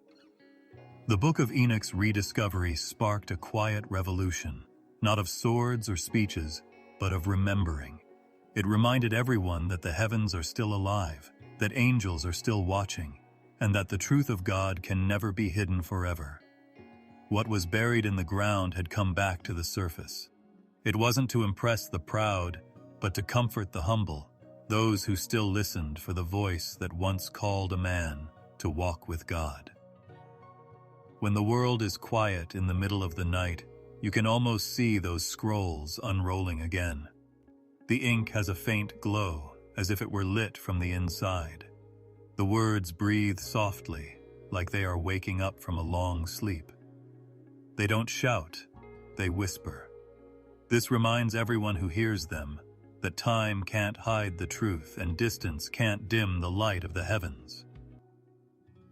The Book of Enoch, which was once lost in darkness, is now moving among the living again.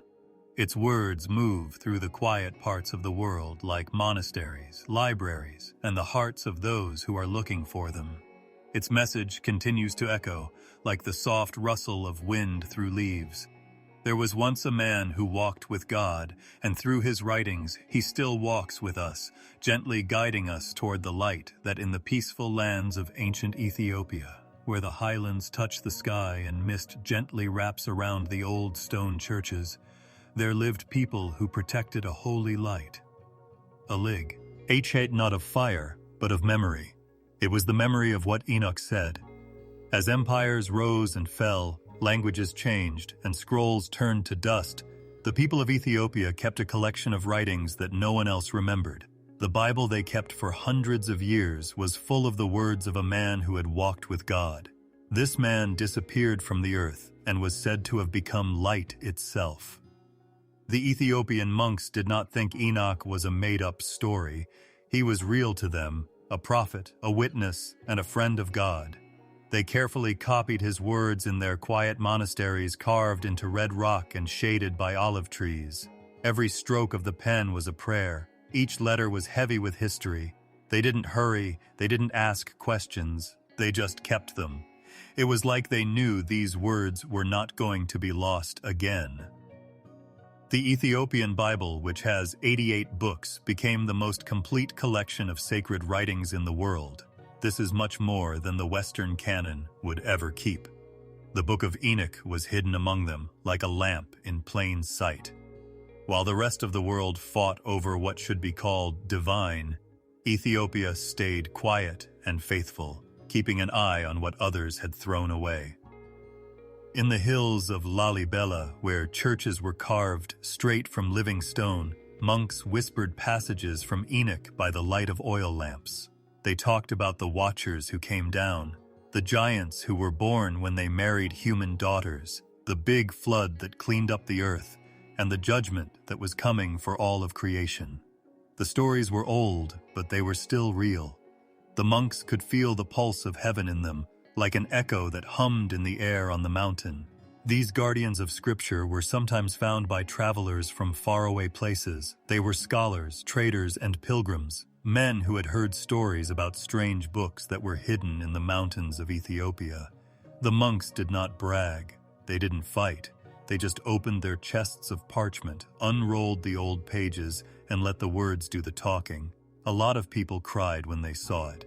It felt like time had folded in on itself, and something holy from the past had reached out to touch their hearts. Ethiopia didn't do this guardianship out of pride. It was a duty, a divine trust that had been given long ago. The people thought that God had chosen their land to be a safe place for truth and a place to find light when the world turned dark. And so, through invasions, drought, and hundreds of years of being alone, they kept that trust to themselves. The monks hid their scriptures in caves and stone sanctuaries deeper in the mountains, even when foreign armies came and demanded that they give up. They would rather lose everything than let the holy books get into the wrong hands. Many years went by. Empires went away. Things changed in the world. But in Ethiopia, the chanting never stopped. Before they could write their own names, kids had to memorize verses.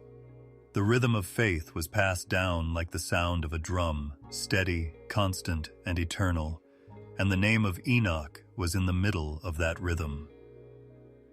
When European explorers found the Book of Enoch again hundreds of years later, it was like they had opened a door to the past. Researchers were shocked. How could a text like this have lived on? The Western world had long thought it was gone, a legend that was passed down in bits and pieces through old traditions. But there it was, preserved in the Ge'ez language, bound in cloth and leather, and read aloud by Ethiopian priests as if they had never let it show. The discovery was more than just for school.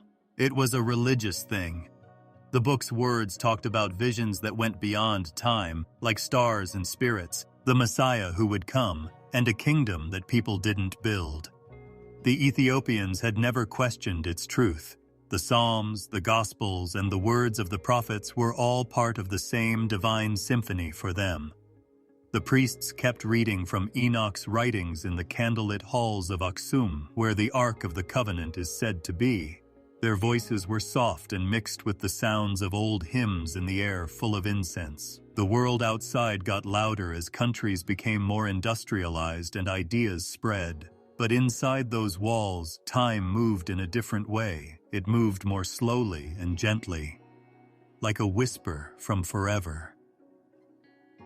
Not only did the Book of Enoch survive in Ethiopia, it thrived there. It lived through their prayers and songs. It changed how they thought about heaven, angels, and the coming of the Son of Man.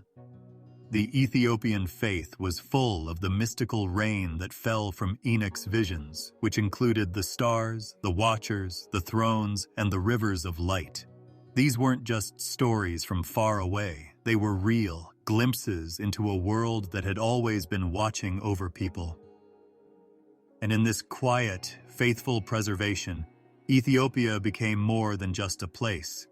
It became a vessel of memory, holding a flame that would never go out. People had forgotten what Enoch said, but the light stayed because monks prayed by moonlight and wrote by hand in secret monasteries. The ink might have faded and the parchment might have gotten old, but the spirit behind those words stayed the same as when Enoch first said them.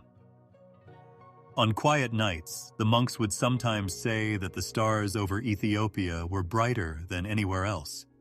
They thought it was because Enoch was there. They thought that his light, was the light of prophecy and divine friendship, still shone over their mountains. And maybe it did. Ethiopia had chosen to remember because the world had traded faith for reason. The Ethiopian Bible is still a testament to that memory today. It is the oldest, most complete, and most sacred collection of divine words known to man. The pages have the weight of thousands of years, and the ink has the faith of many hands. It is more than just a book. It is a bridge between worlds, between heaven and earth, between what was lost and what was found again. And somewhere in its quiet pages, under the priests' songs and the golden light of dawn breaking over the mountains, Enoch's voice still speaks, calm, bright, and eternal. Some journeys end in dust, while others go beyond time itself. There was no tomb or goodbye at the end of Enoch's path. His walk went beyond the limits of life and death. It was a walk that never really ended. Even though his body was gone and his name was no longer spoken, something of him lived on, quietly moving through the hearts of those who still sought the light. His footsteps didn't echo on stone paths, but in the hearts of people who longed for truth, purity, and the presence of the eternal. People say that Enoch walked with God every day, not just as a vision or an act of faith, but as a way of life that became his nature. His life was not one of grandeur or spectacle, it was one of quiet obedience and love. That same walk is still going on today for anyone who chooses to follow the light, even when the world is dark.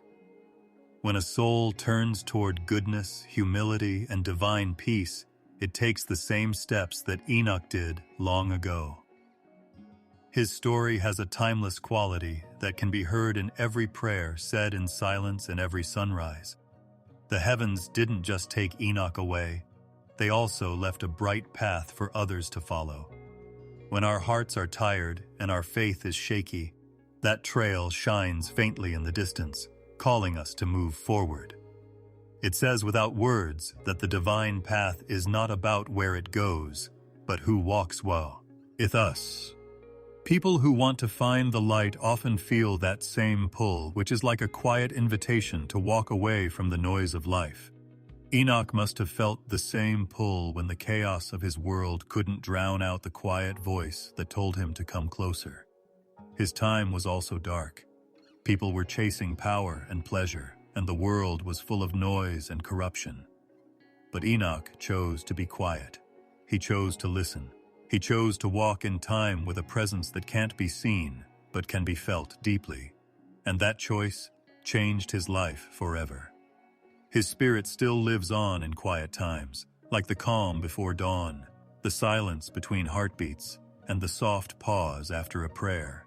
Every person who walks by faith instead of sight shows how far he has come. Enoch's walk goes on when someone forgives without asking for anything in return, when someone chooses compassion over anger, and when someone looks up to the unseen. It's strange to think that a man this old, with a name that is so shrouded in mystery, could still be alive in these ways. But this is how divine stories live on. Not in monuments or relics, but in the small changes that happen in the heart. The same light that surrounded Enoch when his flesh turned to light is the light that shines in everyone who doesn't want to be consumed by darkness. Every act of kindness, every moment of humility, and every whispered prayer has that same light. Enoch's path isn't about getting away from the world, it's about going through it with your eyes open to eternity. He demonstrated that holiness is not isolation, but communion. To walk with God in every mundane moment, to embody heaven in one's steps. People who know this truth find that even when life is full of noise and pain, there can be a peace that nothing can break. The old books sometimes call Enoch the scribe of righteousness, which means he wrote down what he saw in heaven. But maybe the best writing he did wasn't on scrolls or stone. It was in the hearts of the people who came after him. His legacy is not ink, but awareness. It is the inner knowledge that there is more to life than what we can see. That every soul, regardless of its size, possesses the capacity to walk alongside the divine. People today talk about enlightenment, awakening, and spiritual ascension, but Enoch lived long before those words were even thought of. He was the link between the body and the light, the earth and the infinite. People saw what it means to be fully alive through him, not just breathing, but glowing with the knowledge of the sacred. If you listen carefully, you can hear Enoch's journey humming under the noise of modern life. When someone looks at the stars and feels both small and big at the same time, that's when it happens. The tear that falls during prayer comes from recognition, not sadness. It's the soul remembering where it came from. It exists in the individual who embraces faith despite the inability of reason to elucidate it. These are not random events, they are steps on the same eternal path. To walk like Enoch did means to give up control and believe that every moment, even the hard ones, has a reason. It means to live softly, to speak the truth, and to move as if heaven is just a breath away. Mystics say that people who really walk with God never walk alone, even when things are at their worst. And maybe this is why Enoch's walk never ended. It was never meant to. The journey never ends once the soul learns to move in time with the divine. Some stories say that Enoch turned into the angel Metatron, a being of light who sits next to God's throne. The symbol stays the same whether or not someone believes in such a change, that the human heart can be polished until it shines with divine brilliance. Enoch's story shows that heaven is not a destination, but a path to follow. It is found in the calm alignment of one's will with the Creator's, in the ease of loving what is pure and looking for what will last forever. Heaven remembers footsteps, but the earth may forget names. Enoch's walk goes on through prophets, saints, and the quiet faithful who choose to do good without expecting anything in return. There are walkers in every generation, but you can't see them. They have the same calm, patience, and closeness to the unseen world that Enoch had. When the world feels heavy and your heart isn't at peace, you can close your eyes and remember that Enoch still walks somewhere outside of time. His steps don't go away, his light stays bright, and every time someone moves closer to love, forgiveness, or the truth, they are on that same road with him, even if it's just for a moment. It's not a path made of dirt or stone. It goes through prayers and dreams, through acts of kindness, and through the quiet letting go of the self. It is a road that doesn't go out but in, to the divine spark that lives in every soul. So Enoch's journey is the story of every person who has the courage to remember that they are made of light and that their steps can also rise to heaven. The walk that never ends is not far away. It is here, under the noise of the world, waiting for anyone who wants to hear it. And when they do, when they take that first soft step into silence, the same still presence that once walked with Enoch walks with them too. Some stories fade away like echoes in the wind, while others stay with us forever, soft and steady. One of those stories is Enoch's. It moves through time like a soft voice of peace, like a candle that won't go out. People called him the man who walked with God, and even now, his name seems to float through the night, carried by winds that know the smell of heaven. People say that when the stars shake softly above the world, one of them remembers his journey, the man who never died, the one who was taken because he was too close to the light. His life was simple, but it was full of magic that words can't describe. He lived with other people, but there was a presence that was always with him that calmed his fears and made dark times brighter.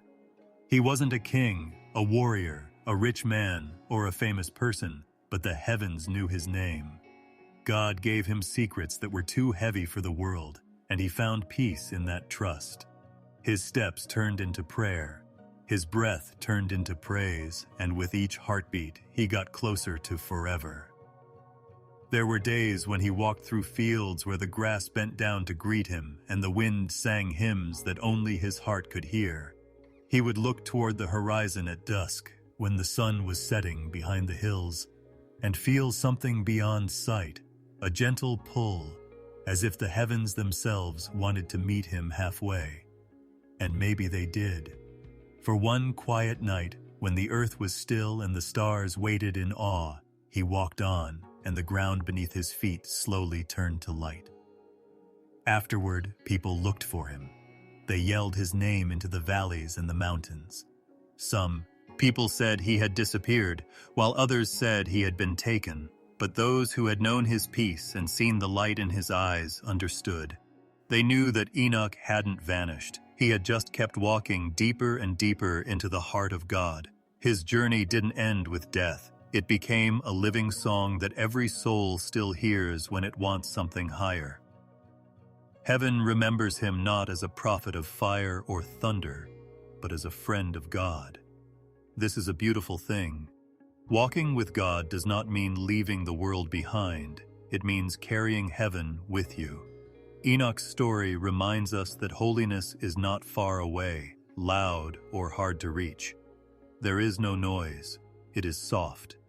It is the soft light that shines on a soul that is listening. He showed that faith isn't always a loud shout. Sometimes it's just a steady step, a calm heart, and a prayer that never stops. Some people say that when the night is really quiet, you can almost hear the echo of his steps, which is a faint rhythm, like the pulse of creation itself. It makes a sound that goes through the trees, the rivers, and the sighing of the wind. It is the sound of a soul that is perfectly in tune with its Creator. Every heart that wants it can have the same peace that Enoch had, a friend who never leaves and a light that never goes out. The heavens that opened for him are still open for people who have faith. The same voice that once called his name still softly calls to the tired hearts, "Come closer." And maybe that's what Enoch's story has always been about. Not the journey up, but the invitation in. To walk with God is to go back to where the soul started and find the peace that was always meant to be ours. They still talk about him with love in Ethiopian culture. The righteous scribe, the keeper of hidden wisdom, and the beloved who was taken from the earth. His spirit lives on in the chants of ancient priests and the golden glow of old manuscripts. People say that when Enoch's words were found again, it was like heaven had opened up again, and his voice had come back to remind the world that God was always with them. It's a tender thought to picture that moment. Enoch standing before the light, quiet, humbled, and with tears in his eyes that are not of fear but of completion. The world below fades away, and the divine embrace takes him in. No horns, no flames, just peace, the kind that feels like the end of wanting, the kind that makes you feel at home. But his walk was never just his own. It belongs to everyone who still thinks that love can help them get through the noise of the world. When someone forgives, prays in the dark, or trusts without seeing, they are on the same path that has always been there. Every good deed adds to the rhythm of Enoch's eternal walk, which is a soft, glowing line that goes on forever. It feels like a blessing when the wind blows softly through the trees on some nights, like the spirit of Enoch walking by and leaving a trail of peace. The stars twinkle, and you might even hear a voice say, "Walk with me." And in that whisper is the secret he used to know. Life isn't about getting there, it's about being with others. That walking with God is the best journey of all. As this story comes to a quiet end tonight, let your heart rest in that same stillness. Let the soul know that Enoch's way is not far off. It runs through every prayer, every loving act, and every time we stop long enough to feel the presence that holds us. The man who walked with God still walks, through time, through silence, and through the hearts of those who want to see the light. May his peace come to you as well. May the same soft hand that led him through the stars lead you through every shadow. May your heart become still enough to hear the soft voice of heaven, the same voice that once called his name, and may you walk in the light of the one who never lets go, calmly, faithfully, and without end. May the peace of the eternal be with you. May your nights be peaceful and your heart steady, and the light of his presence will guide your way. Amen.